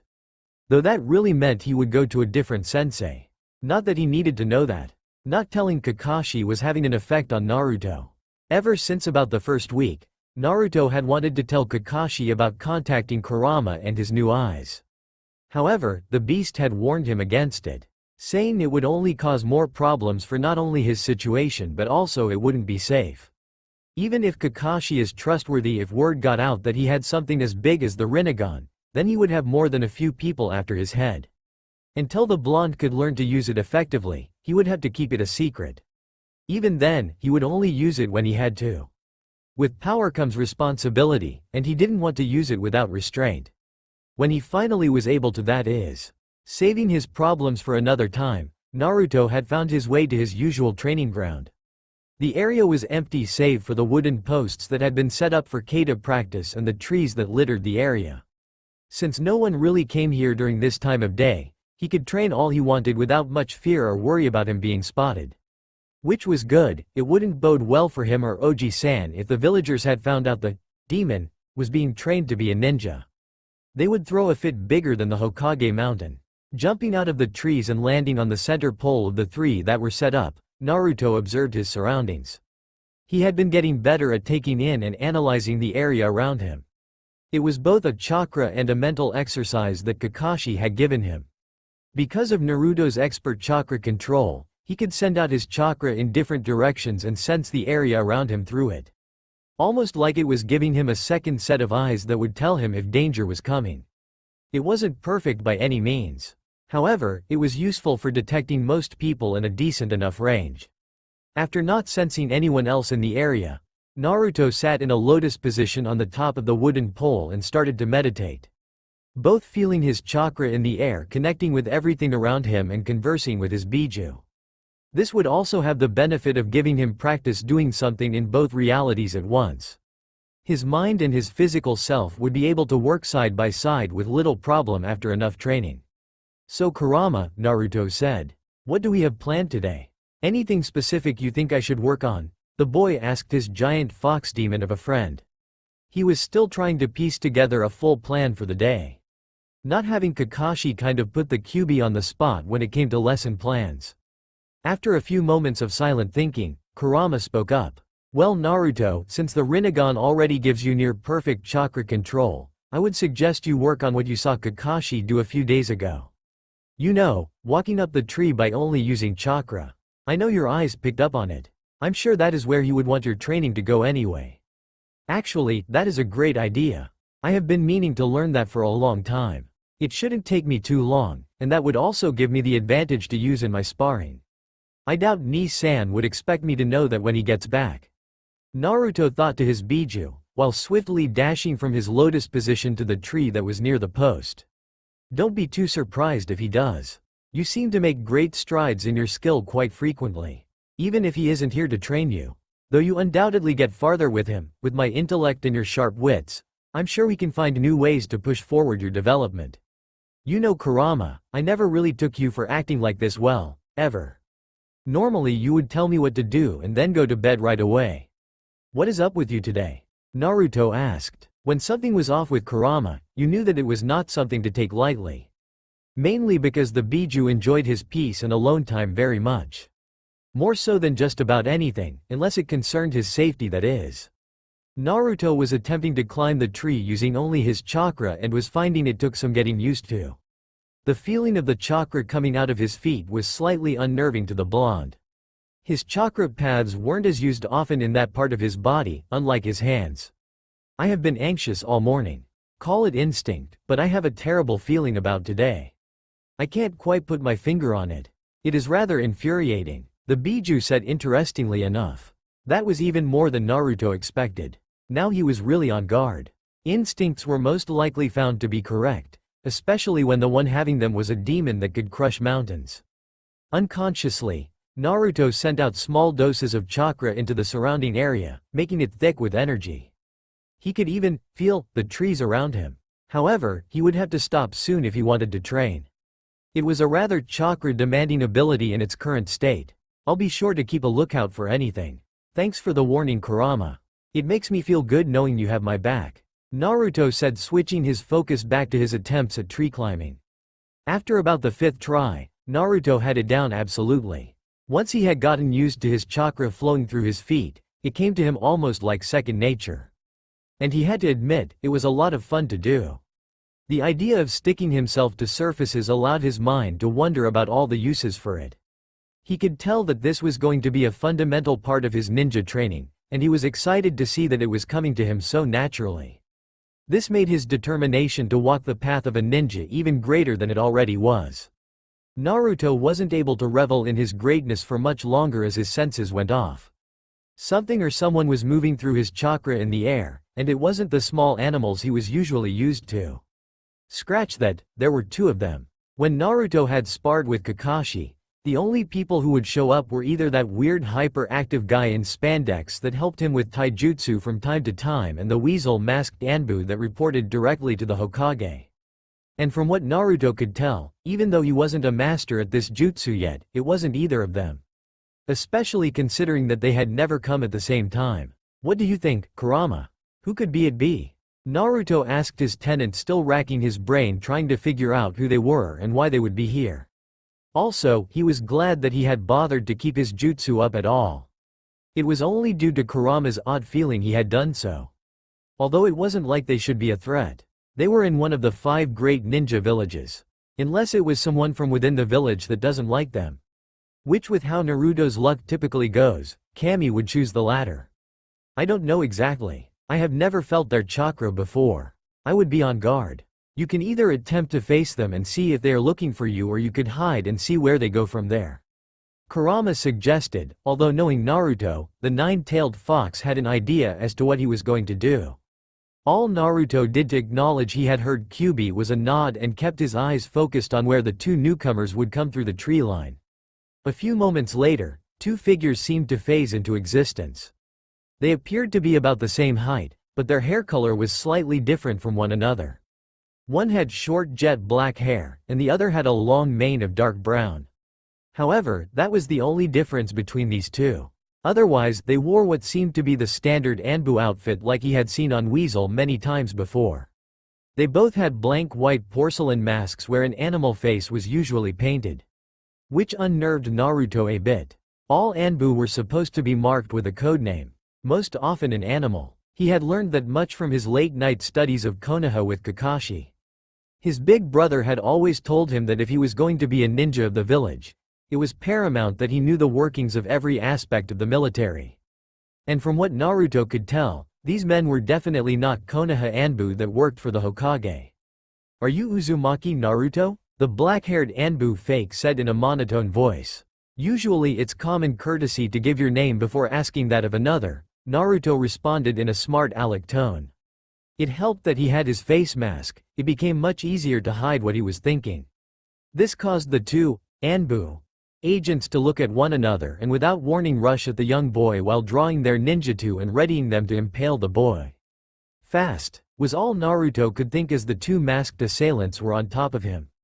On pure reflex, Naruto bent backward at almost inhuman levels and slid under the sharp instruments of death. He was secretly thanking Guy and his brutal taijutsu lessons. It was definitely only because of that he didn't become a raw shish kebab. Naruto decided he needed to separate them if he was going to have any chance at either beating them or running away. Acting quickly, he reached into his pouch and threw down 2 smoke pellets that obscured the ANBU's view of Naruto. The two child assailants jumped back out of the smoke and stood back to back while looking around. Their target was nowhere in sight. Not seeing the blonde, the two agents nodded to each other and leapt into the forest ahead of them in pursuit. At least they would have if Naruto had let them get that far. All they heard was, Doden. Shinju Zanshu no Jutsu, Earth Release. Double Suicide Decapitation Technique. As two hands shot out of the ground and pulled both of their bodies underground. Naruto rose out of the ground between the two and looked to see where their heads should have been sticking out of the earth. Except they were not there. Kid, look out! Kurama screamed in his mind. Frantically looking around, Naruto saw a hail of kunai and shuriken being thrown his way. All of a sudden, his mind went completely blank. He could tell that the deadly ninja tools were too close for him to dodge. His short life started to flash before his eyes. Surprisingly, none of it was about his terrible childhood. It was all about his last few years with Kakashi. How he had family and people he could trust. He had been training so hard to protect those close to him. Too hard. He couldn't possibly give up now. He wouldn't. In that exact moment, his face donned a look of pure determination. Something inside Naruto snapped on like a switch. All of a sudden Naruto knew exactly what to do. He had to live. He had gone too far and gained so much to lose it now. Unknown to Naruto, the 6 swirls in his real eyes had begun to spin rapidly, and the genjutsu that was upon them faded almost instantly. The toxic metal was mere inches away from the most vital points of his body when a set of words left his mouth that he had never heard before. Shinra Tensai. Naruto yelled as a massive burst of pure force emanated from him at all angles. The kunai and shuriken were instantly repelled from him and shot towards their owners. Who, unfortunately or fortunately depending on how you see it, said owners were running up behind their thrown pointy objects with ninjutsu drawn just in case their first trick didn't work. The blank masked Anbu couldn't dodge. With a sound of metal sinking into both armor and flesh, the two assailants fell to the ground. One was still breathing and the other was definitely dead, having taken way more damage than the other. Naruto, on the other hand, looked at the two fallen soldiers on the ground and entered a state of complete shock. It wasn't nearly as bad as it had been that night long ago. However, he still hadn't meant to kill them. You did what you had to do, Naruto, the voice that always occupied his head said. They would have killed you if you didn't kill them. Remember, that is the world we live in. Kurama said, finishing all he had to say. Naruto stayed quiet as a small wave of guilt hit him and forced him to his knees. Well, a combination of that and he felt so tired. It was like he had just taken those 5 laps around Konoha that he did with Guy for training. Also, his eyes felt like they were on fire. That didn't really help anything. I know, Kurama, I know. But why? Why does this ninja world have to be so dark? It doesn't make sense, the blonde said, questioning his tenant. Still on his hands and knees looking at the felled bodies. Because Naruto, not everyone has a heart like you do. This world has warped most humans' perspective to one of constant violence. It is how humans tend to be. Kurama stated sagely. Naruto could believe that. It doesn't mean he liked it. No, he hated it. Hey, Kurama? Naruto asked his Biju. We need to do something about that. This cycle of hatred and violence cannot continue forever.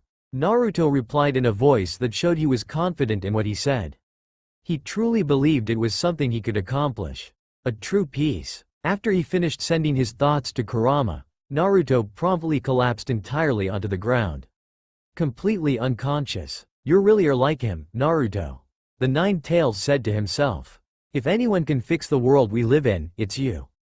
Kurama started to sense chakra signatures approaching. No doubt Sarutobi had been watching the whole encounter.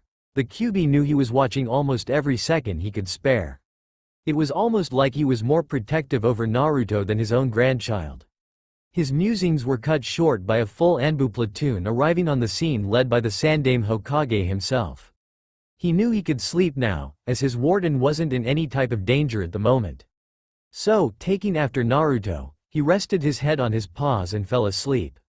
Tora, secure the perimeter and make sure no one enters or leaves this area without my express permission. Understood? Hiruzen barked, as the trained ninja jumped out of the tree line. Hiruzen wasn't taking any chances with this.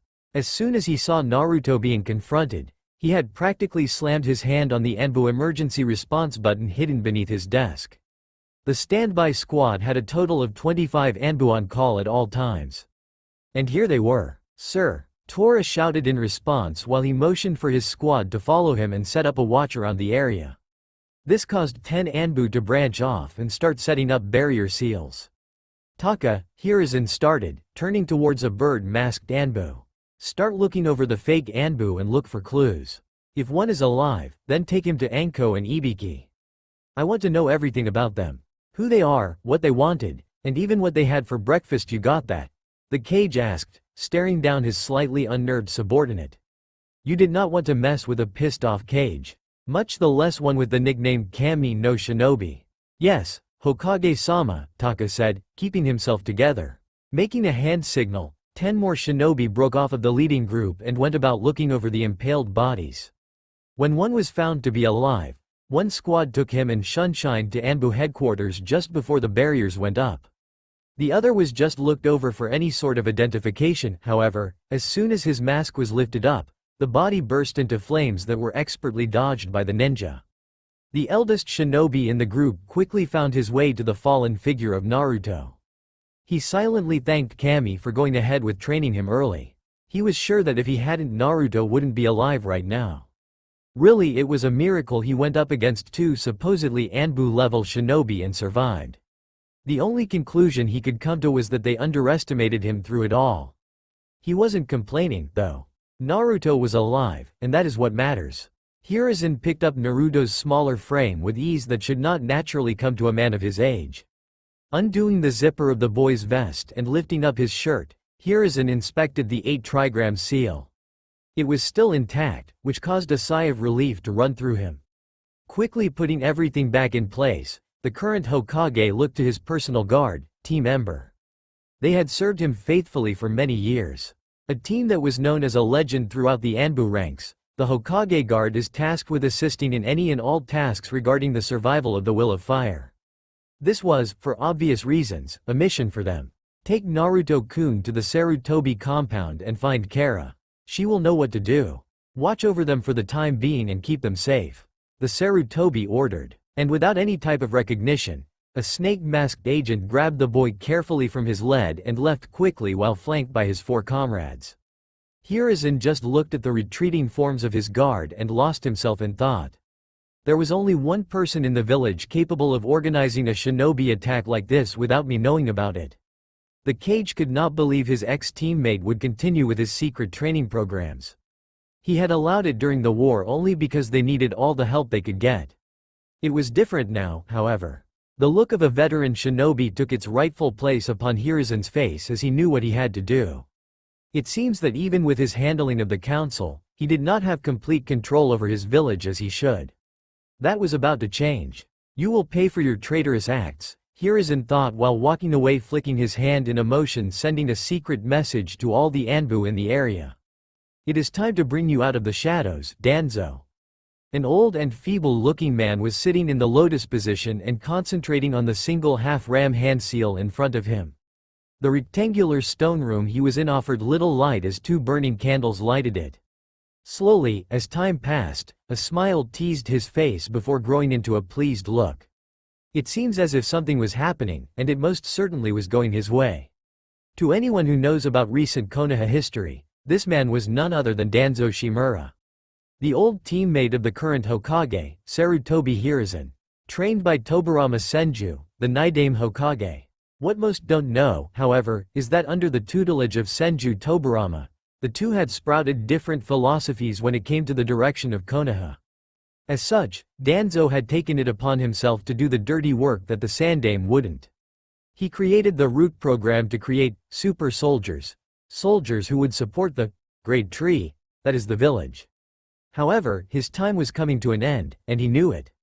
Over the last few years, Hiruzen had been cracking down on the council, and in that time also turned his eyes on Danzo. More and more did he find Anbu that wasn't his trying to investigate him. Of course, they found nothing. He was too good of a shinobi to let anything slip. Especially since he had been keeping his program under wraps for a very long time. However, today would be the day he was discovered. And he was perfectly okay with that. After a few more moments, one of the candles went out. Said candle then disintegrated a minute later.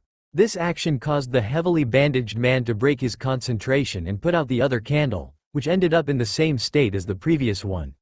He had sent those operatives to test Konoha's weapon of mass destruction. And it would seem he passed with flying colors.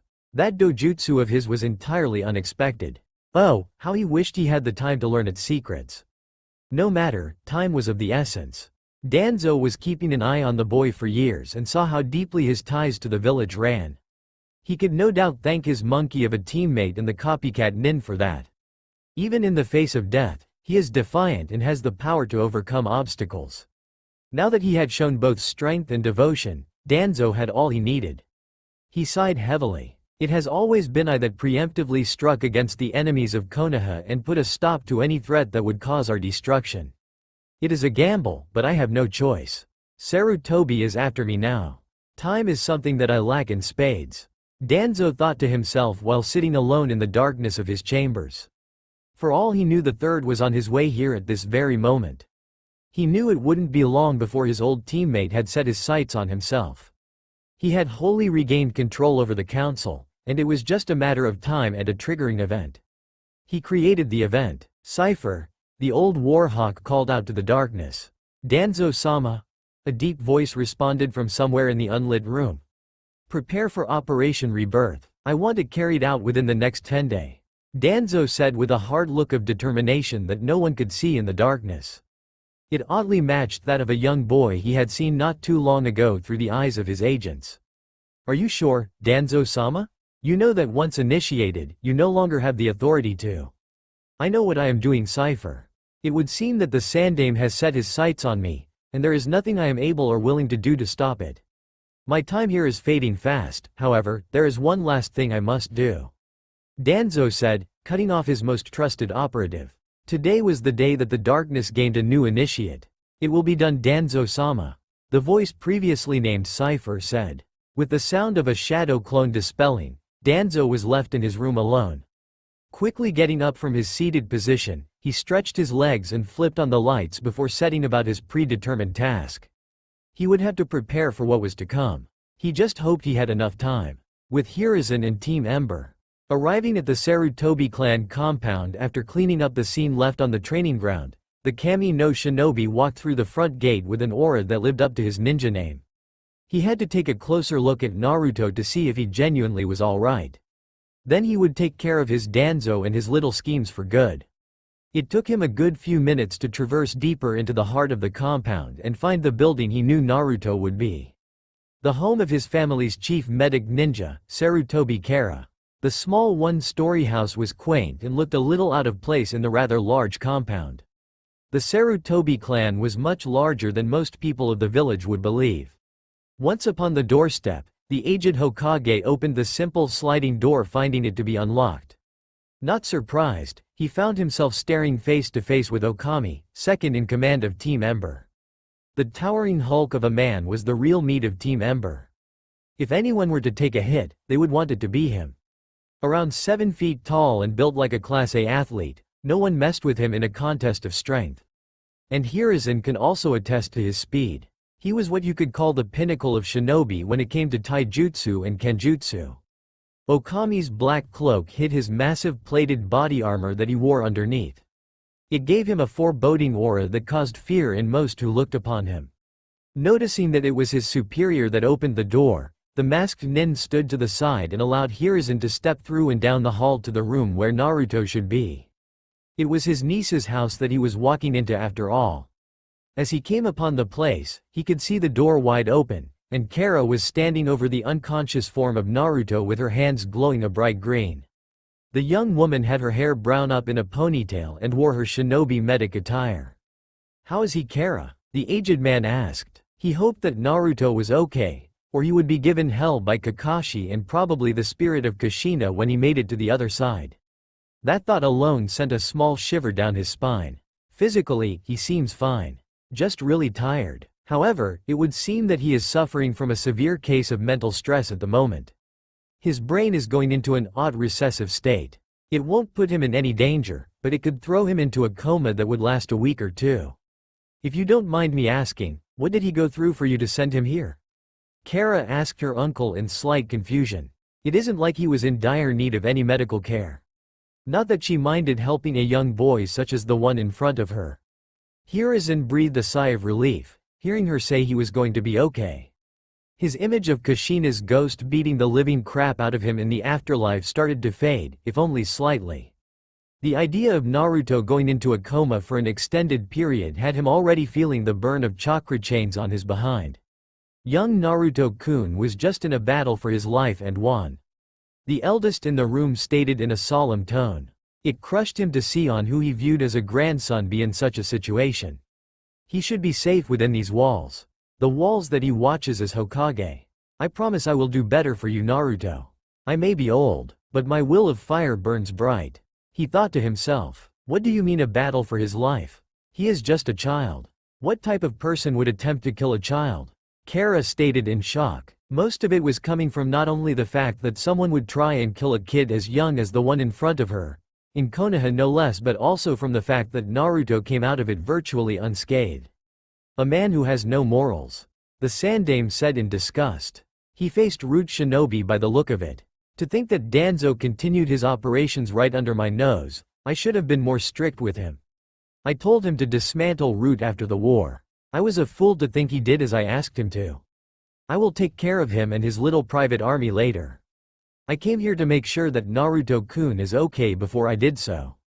Naruto will be up and moving in a day or two, depending on how his body decides to deal with his stress. Life and death situations can be harmful to the psyche, especially for one so young.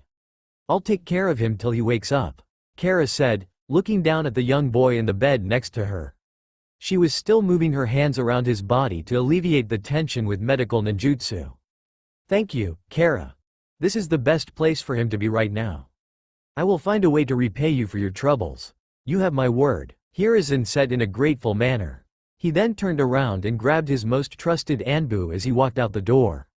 It was time to visit his ex-teammate. In Naruto's mindscape, Naruto found himself back in the familiar place that was Kurama's prison. It had changed a lot in the last few years. Ever since the Kyuubi had taught him how to manipulate what was mostly a space created by his mind, Naruto had set out to improve the living conditions of his tenant. He figured that if the big bad demon lord was going to help him out, the least he could do is provide some accommodations to him. Gone are the large iron bars that previously made up the cage. Now it was nothing but an invisible barrier that was much less of an eyesore. Instead of the massive cave that once decorated their surroundings, it is now a large compound that had separate buildings. With one in the center that was Kurama's home, of course, it was the biggest. Each building held a specific category of memories that both he and Kurama took the time to organize and separate. It made retrieval and speed of thinking way faster. This level of organization all came from the idea that the reason Naruto could be dense at times was from the fact that his ability to store and retrieve information in his mind is impeded by the labyrinth of confusing passages that it was initially. That was Kurama's thinking at least. And from what they could tell it worked. His ability to retrieve strategy and plans came a whole lot faster now. It wasn't perfect yet by any means. When it came to non-combat encounters, he still acted like an idiot at times, though it may also be because Naruto is just that way and there is no changing it.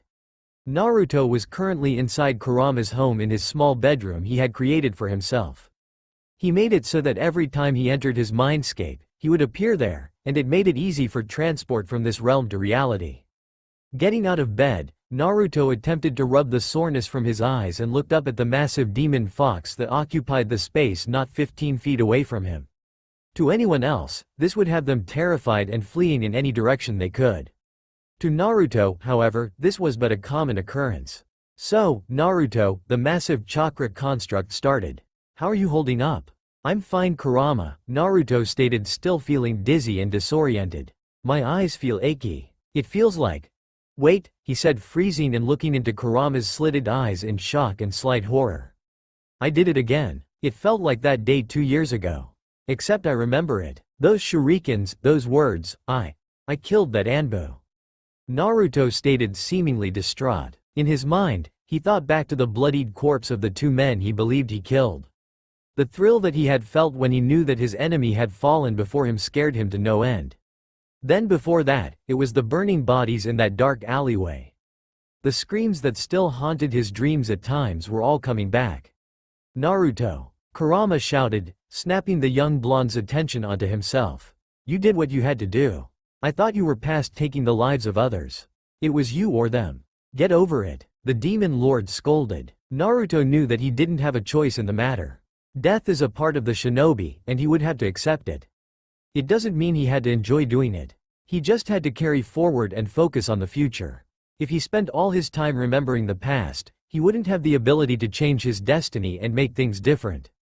He had a whole shinobi world to change after all. I understand, Kurama. Thank you for getting me out of my childish thoughts. Anyway, I think I may have stumbled upon one of the abilities of the Rinnegan.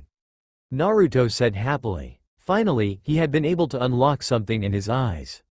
It may not have been under the best set of circumstances in the world. But hey, he was going to take what he could get. I can see that, though it may have an unwanted side effect. The 10-ton Biju stated as he gestured for Naruto to come closer to him. What do you mean? My eyes feel like they are getting a bit better. They were sore for a little while, but now I am back to normal. Naruto said, trying to assure the Kyuubi that using his ability didn't cause that much of a side effect. That is not what I mean, kid. Conjure a mirror and see for yourself. The Nine Tails said to the young reincarnation of his father. Taking the hint, Naruto thought of a full-body mirror, and it appeared directly in front of him. Looking himself up and down, he couldn't quite tell what Kurama was talking about until he looked his mirror self in the eyes. His real eyes were staring back at him, the black swirls that surrounded his pupil spinning wildly in an expression of his shock. Kurama's genjutsu wasn't working. He hadn't seen his real eyes for 2 years. Ever since the genjutsu was first put in place, he never needed to take it off. Now, you see, I will not be able to hide your eyes any longer. You will have to reveal them earlier than we had anticipated, Kurama said with a hint of annoyance. Even I am powerless to cover the Rinnegan now that it has fully awakened. It hurt the strongest tailed beast's pride that something could overpower the likes of him. There wasn't much on this planet that could. However, this was one thing that could. So, you can't just reapply the genjutsu? Naruto asked his big furry companion. Don't you think I have already tried? I noticed it the second you awoke here. I am not able to do anything about it now. Kurama answered. I guess that it can't be helped. I will have to explain it all to Kakashi ni and the old man. A little sooner than when I make Chunin, but it is what it is. Naruto said, coming to accept what his fate will be. It isn't like it will matter too much in the grand scheme of things. Hopefully. For now, though, how about we start to learn what this jutsu can do, since my real body won't be moving for a while it seems. I don't think I could leave if I tried. Naruto suggested. He was excited to start mastering his new ability. Wait one moment, Naruto, Kurama said, catching Naruto as he was about to jump out the front door of Kurama's cage. Do you know who those people that attacked you were? The fox asked his warden. Curious to see if the young blonde had put anything together as he had. No, I mean, not really. I bet they were just some ninja attempting to hide their identity using those Anbu disguises. It's not like a ninja hasn't tried to kill me before, Naruto said, trailing off near the end, his head lowering as he was brought back to that night 2 years ago. That was not some ninja striking out against you for holding me within this seal. According to the Hokage, they were under orders from a man by the name of Danzo. I would look out for him or men like that. Just wanted to warn you. And hey, cheer up, kid. You have a jutsu to learn, right? Kurama said, imparting his sage advice to the young blonde in front of him. This caused Naruto to lift his head and smile up at the giant chakra monster. Go now. I am curious to see if I can recall any memories of the sage while seeing you perform your techniques. The nine-tailed fox said in a distant voice as if he was already lost in thought. Naruto, on the other hand, already had 1 foot out of the door and was running to where he had his training ground set up. It was time to push this thing to the limit. All the mighty Kyuubi could hear for the rest of Naruto's time in his mindscape was the shouts of a young boy. Shinra Tensai. Kurama made a mental note to teach Naruto how to perform jutsu without shouting its blasted name all over the place. It would save him a lot of earache in the end. Yes, that would be the next thing to work on with the boy. A small smile etched its way on the demon lord's great snout, I guess. It's hard to imagine a giant chakra fox grinning, much the less describe it. But yeah, you get it. It wouldn't be long before Naruto was a strong ninja and the Kyuubi was happy to have a hand in his development. Kami knows the kid will need it in the future. With Danzo in his private chambers, Shimura Danzo was no fool. He knew that death awaited him at the hands of Sarutobi Hiruzen. He knew it years ago when he continued with Root after the Third Great Shinobi World War. However, it had to be done. Nothing was going to stop him from ensuring the safety of Konoha. In his mind, Danzo Shimura knew he was out of options. He could always run, however, that would mean that Konoha was weakened as about 1/3 of their shinobi forces were sleeper agents of his and he may be required to kill a few to escape. No, that would not do. The survival of the village comes first. Overthrowing Hiruzen and taking Konoha for himself was another thing he had thought of, but alas, he would never be able to do so without help, and then the village would see him as a tyrannical ruler and rebel. Citizens never took well to seeing the horrors of the shinobi world and wouldn't understand any of it. Even if Orochimaru were to help him kill Hiruzen, the village would be in more disarray than it could be saved from. He may be ambitious, but he knew that again, the survival and well-being of the village came first. That is how he had come to this point, setting up another to operate in the shadows while he is struck down by the light that the Hokage seeks to bathe him in. It's the cycle, is it not? There are always two sides to the same leaf. One who will live in the light and one who will live in darkness. Only someone extraordinarily intelligent and powerful could do both. He had yet to find anyone who could manage it. Oh well, it isn't his problem now. Danzo could hear the alarms throughout his base, going off as intruders entered. Anyone not branded with a particular access seal immediately set off the alarms. And with this place being so hard to find, it could only mean the Hokage was close. It was a good thing all his root were long gone. They were all executing his last order as their lord. The sounds of footsteps grew louder as the elite shinobi neared.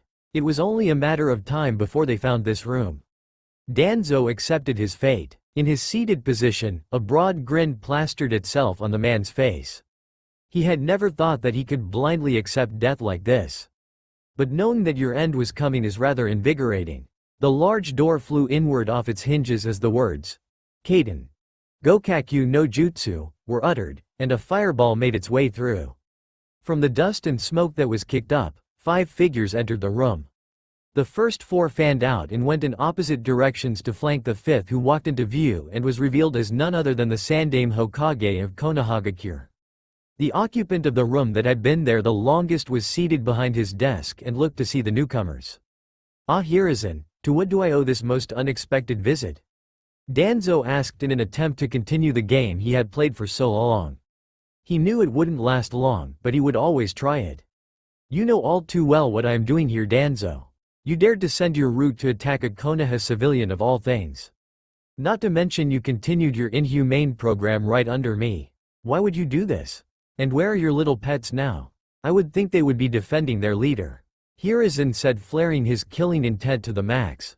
He was angry at his ex-teammate and for what he saw was a good reason. You never were able to understand what needed to be done, Hiruzen. What I did was all to ensure the safety of Konoha. Danzo responded, the smile not once leaving his face. To Danzo, Hiruzen never did understand that people like him were needed. It is just how the shinobi world was. There was no avoiding the horrors of this world. It was only through embracing them that one could truly call themselves shinobi. The Anbu around the room each dropped into a fighting stance as if expecting Danzo's operatives to fall from the ceiling and attack in an attempt to defend their master. However, such a thing never happened. It was more than curious. As for my shinobi, they are where they need to be. Ensuring that Konoha has a future.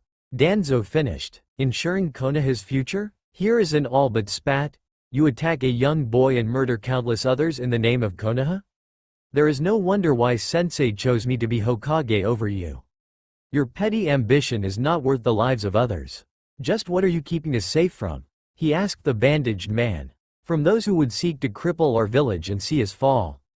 The seated man shouted. Not everything can be handled by your idiotic idealism and nonviolent ways. It is because of you that our shinobi are weak. If another war broke out right now, our status as the strongest village would surely fall. We would never be able to stand up to the likes of Kumo or Iwa. Hopefully, that will soon change. As for the boy, I can see that he will be a major player in coming events. However, it seems as if I will not be there to see it. Danzo said with a hint of sadness in his voice. Young Uzumaki will become the ninja Konoha needs, and he would be damned if he didn't. Your ambition to be the greatest and ensure victory has clouded your mind. You cannot see that we must maintain peace and save the lives of thousands before they are ever in danger. There is no need to be the best when no one is fighting. The Sandaime said in a quiet tone while shaking his head. It would seem that his longtime friend had been lost to shadow. There would be no turning him around. Knowing this, Hiruzen gave the hand signal for Team Ember to neutralize Danzo, as much as it pained his old heart to do so. I, Hiruzen Sarutobi, Sandaime Hokage of Konohagakure no Sato, hereby sentence you, Danzo Shimura, to execution without trial. Under the charges of treason against Konoha. Okami, Gama, Habi, and Kitsune all rushed the older man with the intent to kill. Danzo seemed to have other plans. I won't go down so easily, Hiruzen.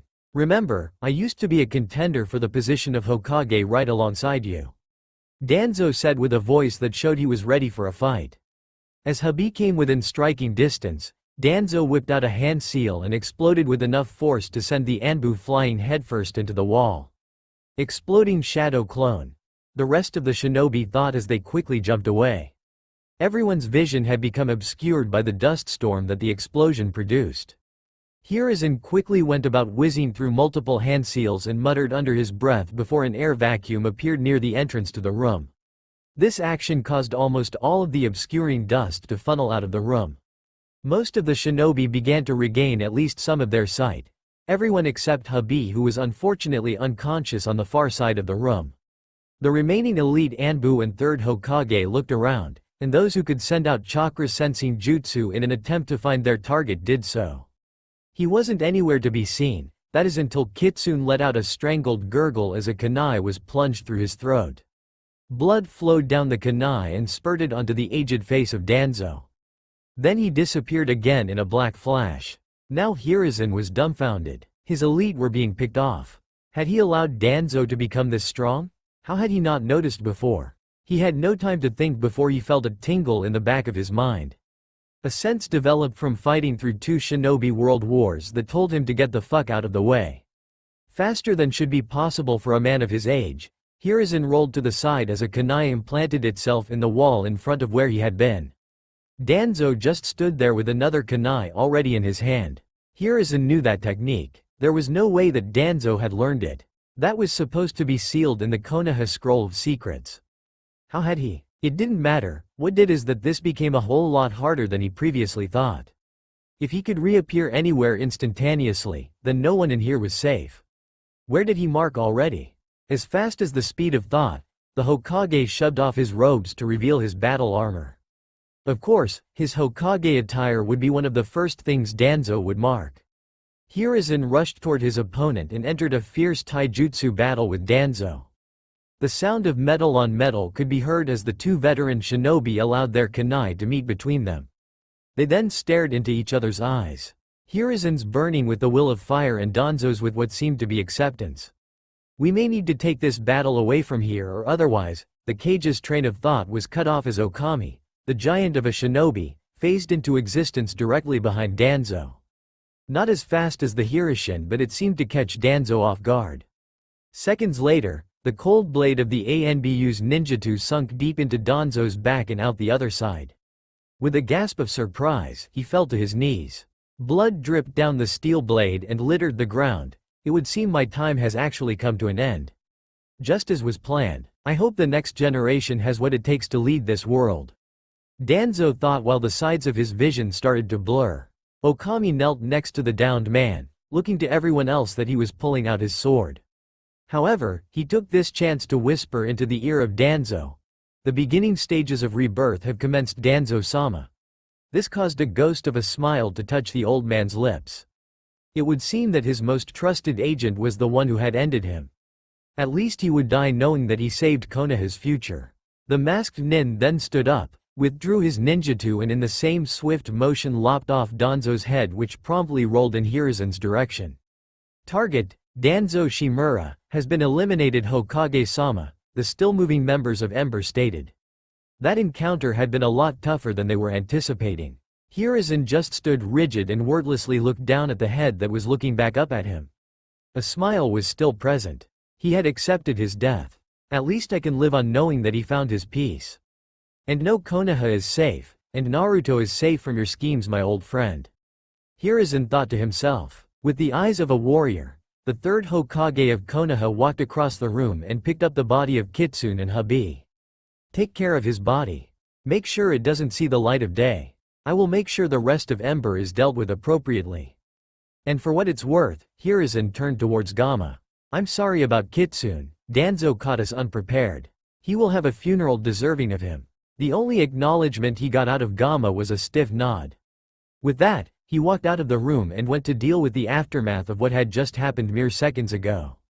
2 days later, Kyra's medical room. As the sun sparkled through the small window of Naruto's temporary recovery area, his blue eyes snapped open, and he abruptly sat up. His body protested quite loudly to his movements. Not so much because he was injured, but because he had been lying down for so long, his muscles wanted to stay inert. Quickly, Naruto drank in his surroundings and found that he was in a tiny room with quite a few medical supplies.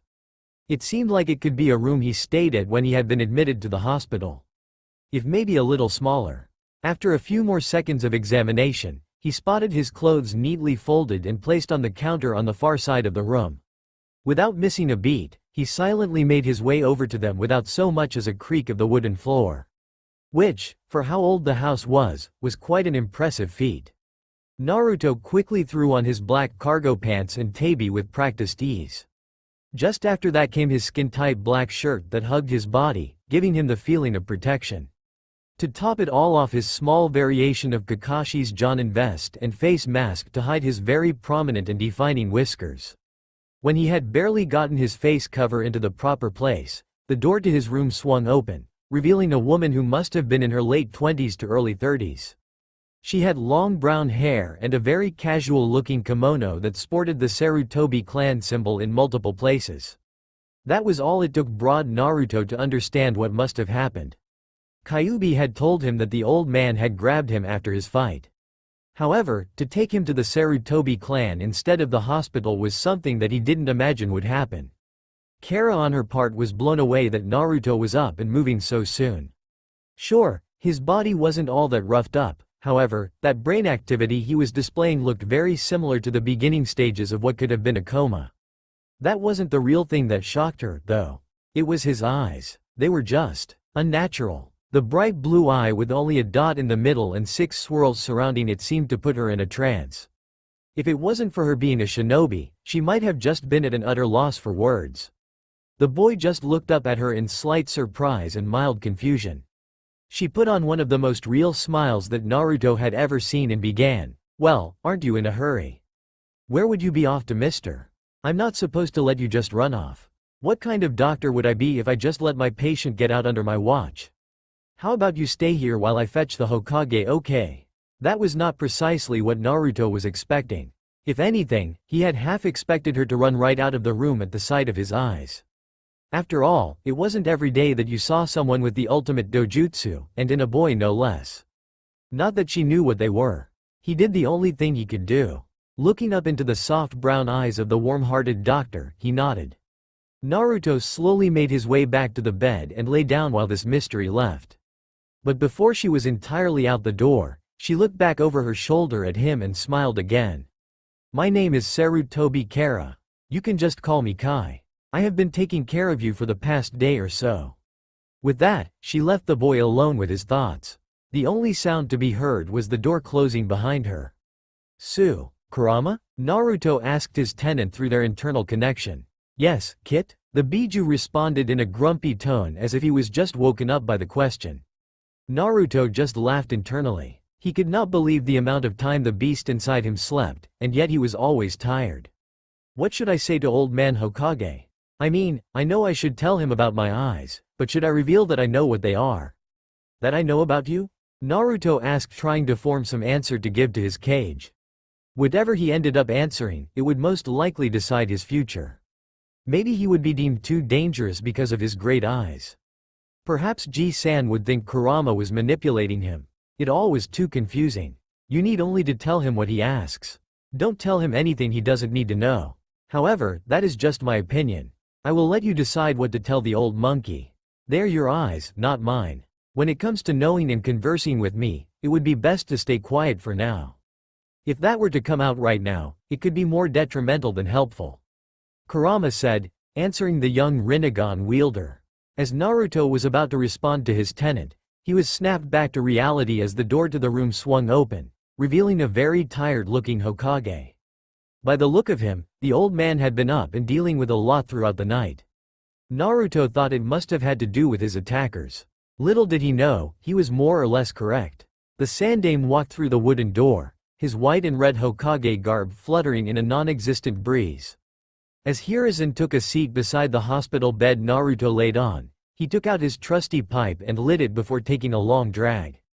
He had the feeling he was going to need it after talking with Naruto. Ah Naruto, I see that you have awoken. It is good to see you. I hope that you are feeling better. I came as quickly as I could once Carrot told me you had come out from your slumber.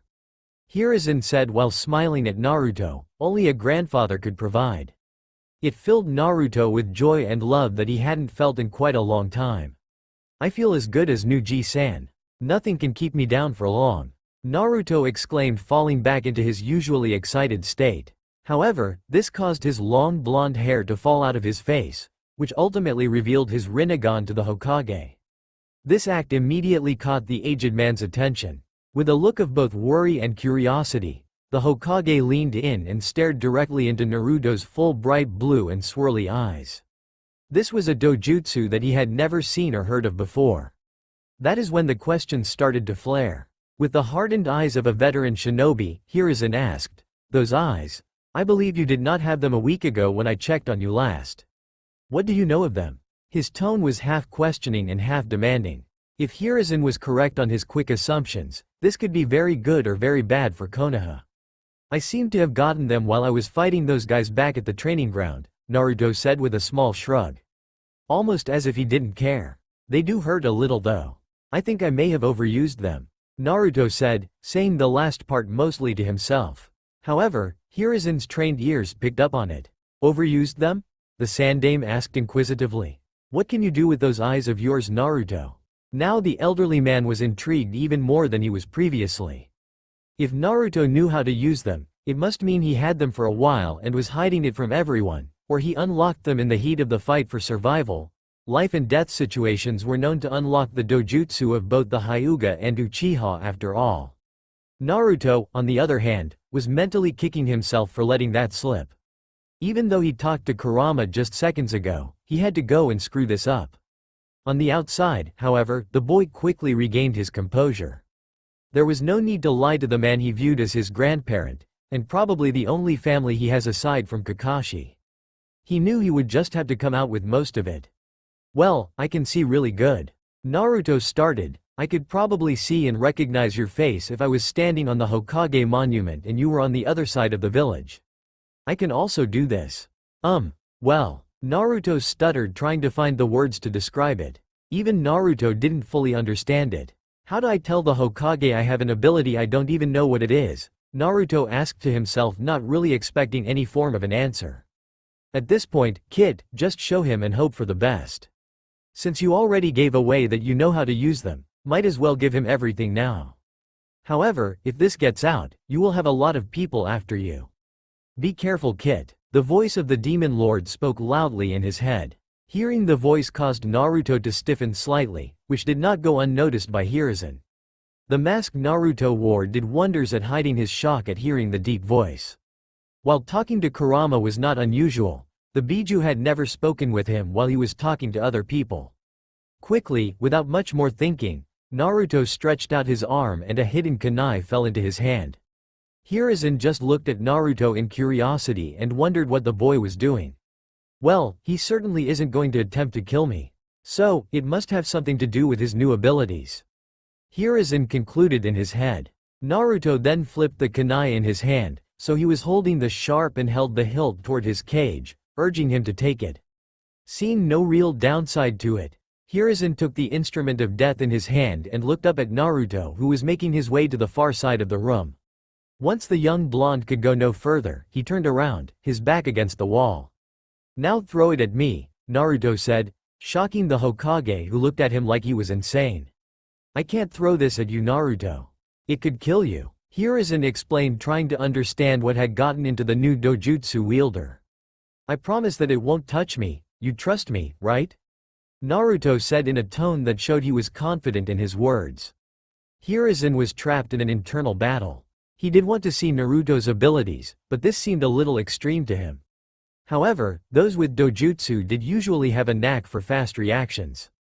Eventually, after about 3 minutes, Hiruzen succumbed to the young boy whose bright blue eyes seemed to pierce right through him.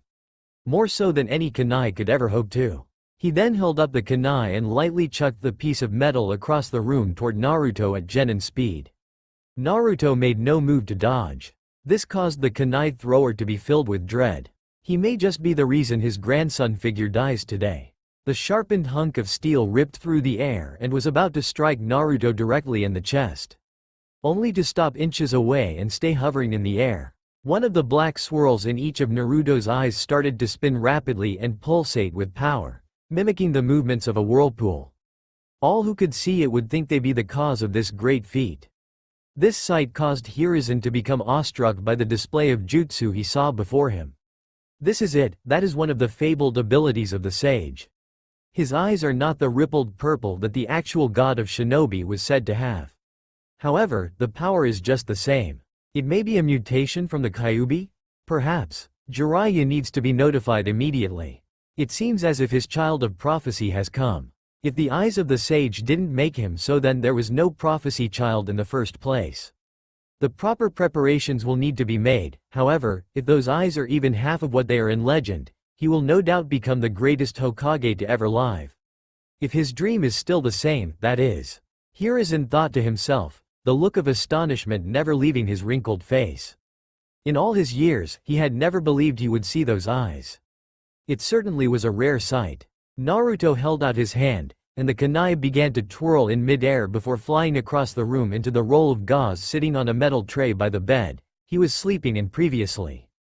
It flew seemingly on its own accord, which more or less triple confirmed what Hiruzen thought of the boy's eyes. Naruto then rubbed his eyes slightly as they had gotten a little irritated by the jutsu they just performed. He looked toward the older man and viewed him deep in thought. Thinking that he would say something soon, Naruto moved toward the bed and retrieved his kunai from the tray before putting it away and being seated again. After another long silence, Hiruzen spoke, "Naruto-kun, what do you know of the man known as the Sage of Six Paths?" The wizened shinobi asked in an attempt to see how much the child understood about his eyes. "Well, he was the one who taught everyone how to be a ninja, right?" Naruto said while questioning himself. He vaguely remembered that piece of information from one of the history books his Nii-san had made him read.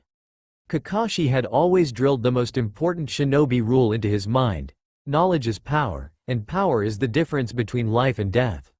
That and those who leave behind their comrades are worse than scum. However, that wasn't really a shinobi rule as much as a core principle in life. That is correct, Naruto-kun. However, did you know how he was able to accomplish the mighty feats he achieved throughout his life? Hiruzen asked, partially surprised that the young boy in front of him had even heard of the myth sage. He was just a great shinobi, right? And isn't it all a myth anyway? Naruto asked, both in an attempt to fill in the blanks he didn't know about the sage. He also did it to hide the fact that his tenant had been telling him all about the supposedly godlike Rinnegan wielder. He possessed what many called the ultimate dojutsu. It was called the Rinnegan. Hiruzen said in an attempt to get some sort of reaction out of the boy. As much as Naruto tried to act shocked, the experienced ninja could tell Naruto knew all about what he was talking about. He would leave that be for now. It seems as though you have been blessed with eyes that seem to hold the same abilities. Well, from what you have shown me, at least one of them. Hiruzen finished and this time saw the genuine shock on the boy's face. That meant that he didn't know that he could have many other abilities. It was also said he created the moon. The aged shinobi added as almost an afterthought. Create the moon? Naruto exclaimed in his childish manner. his unnaturally blue eyes looking up in curiosity at the Sandaime. Said Hokage was instantly reminded of the eyes of his student Jiraiya when he was but a mere child, such as the one in front of him. No doubt he would be a great shinobi in the future. What else could he do, Ji-san? The boy asked excitedly. We shall leave that for another day, Naruto-kun. For now, I would like to discuss what you know of the people who attacked you. Hiruzen stated, his voice becoming sterner and more dangerous.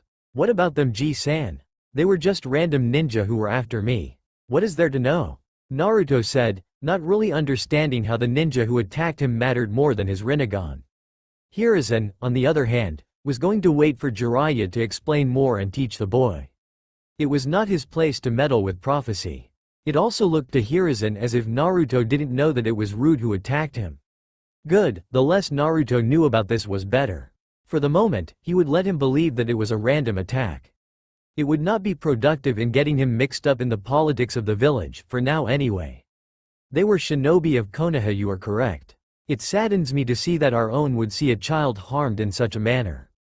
The Hokage said in a saddened tone, evading the truth while not flat out lying to the young boy. This caused Naruto to downcast his face, still pretending not to understand why the village hated him. Though in reality, Naruto had come to accept the fact that there was nothing he could do about his position. One day, he would fix how the villagers viewed him. He would show everyone he isn't the monster they think he is. Hell, he would show the world that he was Uzumaki Naruto, the greatest Hokage to ever live. And after that, he would right the wrongs of the shinobi world that spread hatred and death. He would bring peace, just like the person who had his eyes before him. That was his promise, his nindo. Naruto then clenched his fist in determination. He truly believed in what he was thinking. Kurama was paying attention to the thoughts that his container was unknowingly letting him hear. It was enough to make the demon lord chuckle. He usually hated all humans. Before Naruto, he had long given up on humanity and believed the old man to be ludicrous and thinking they could be saved. Over the eons since he had seen his father, humans have looked at him as nothing more than a weapon. A beast that could be caged and unleashed when needed. Naruto, however, was different. And he had helped rekindle the flames of hope in the heart of the strongest Biju. It may just be possible. If only just. Hiruzen looked toward the downcast face of Naruto and found it odd that Naruto had yet to ask why he was attacked. He always asked why he was hated, however, this time it never came. Something was off, but he couldn't place it. He would have to save that in his mind for another day. There was too much going on for the moment. Because of your attack, I have decided to place you on ambu watch. I will not allow anyone to be in danger within these walls that we call home. While Kakashi is away on missions, you will be under that protection of a full ambu squad. The Hokage finished in a determined voice. In his mind, it was also to protect an asset to Konoha. The eyes of a sage were not something to take lightly. And, if he was going to be honest, he should have had that put in place years ago. The fact that he hadn't thought of it sooner had him mentally kicking himself out of sheer stupidity. Those words caused Naruto's eyes to bulge out in shock as he looked up into the hardened eyes of the one he called Ji-san. He couldn't believe that he was worth any protection, much the less a full ambu squad. But then he got to thinking, he was the Jinchuriki of the Kyuubi and is now known to have the Rinnegan. It only made sense that the village would make sure he was safe. It was also what he would probably do if he were in his cage's robes. However, it would also mean he wouldn't have as much time to himself. He really didn't like the idea of being watched 24/7. Naruto looked away from the aged man in front of him, going into deep thought. Hey, Kit, Kurama said in Naruto's mind, catching the attention of the blonde who was still mulling over the newly presented news. Yeah, Kurama? What is it? Naruto said, half paying attention and half thinking about his new situation. You know that this could be a great boon for you. The chakra beast said, garnishing the full attention of his warden. What boon are you talking about? And what's a boon? 10-year-old Naruto asked his knowledgeable tenant, causing Kurama to face fault. Sometimes he really forgot Naruto was only a child. He could be so mature and yet not really understand a lot of things. But that's what you get when you're raised with everyone but a few hating you. The Biju was just glad that Naruto found a brother in Kakashi and a grandfather in the Sarutobi. Otherwise, with the power of the sage, Naruto could wreak utter destruction upon the world. A boon means some sort of benefit, Naruto. Kurama started in a teacher-like manner. You could get some training from your new guardians, and Enbu-level shinobi are no slouches. I mean, compared to me they are nothing but ants, however, compared to other shinobi they are among the elite. Or so I'm told. The prideful Biju said, his ego not allowing himself to be compared to a human for even a second. Naruto continued to think it over and began to realize that Kurama was right. He could potentially learn a lot if they taught him some skills. I think you may be onto something, furball, Naruto thought with an internal grin. He faded back to reality while tuning out the roars of his Biju over being called the playful name that he hated with such passion. As the internal dialogue was taking place, Hiruzen had been watching Naruto and taking a hit of his pipe every so often, letting smoke pour out of his nose and relaxing him significantly. As Naruto was thinking about his words, he could also tell the boy was a bit uncomfortable with the idea, which he wasn't all that surprised about. He would wait until Naruto was ready to speak before he made any further decisions. After a few minutes, Naruto came out of himself and looked back into the eyes of his cage. I will become the best shinobi this world had ever seen. And I will change the world, do away with all this hatred, and bring peace. Can they train me to fulfill my dream? Naruto asked, still clenching his fist at his side. I am sure I can arrange that, Naruto-kun, Hiruzen stated in a tone that conveyed his pride in hearing those words. Minato, Kushina, your son is still a boy, and yet he has the wisdom and dreams of a man. You would be proud of him. That's all for now. If you enjoyed this video, then please like, share and do comments.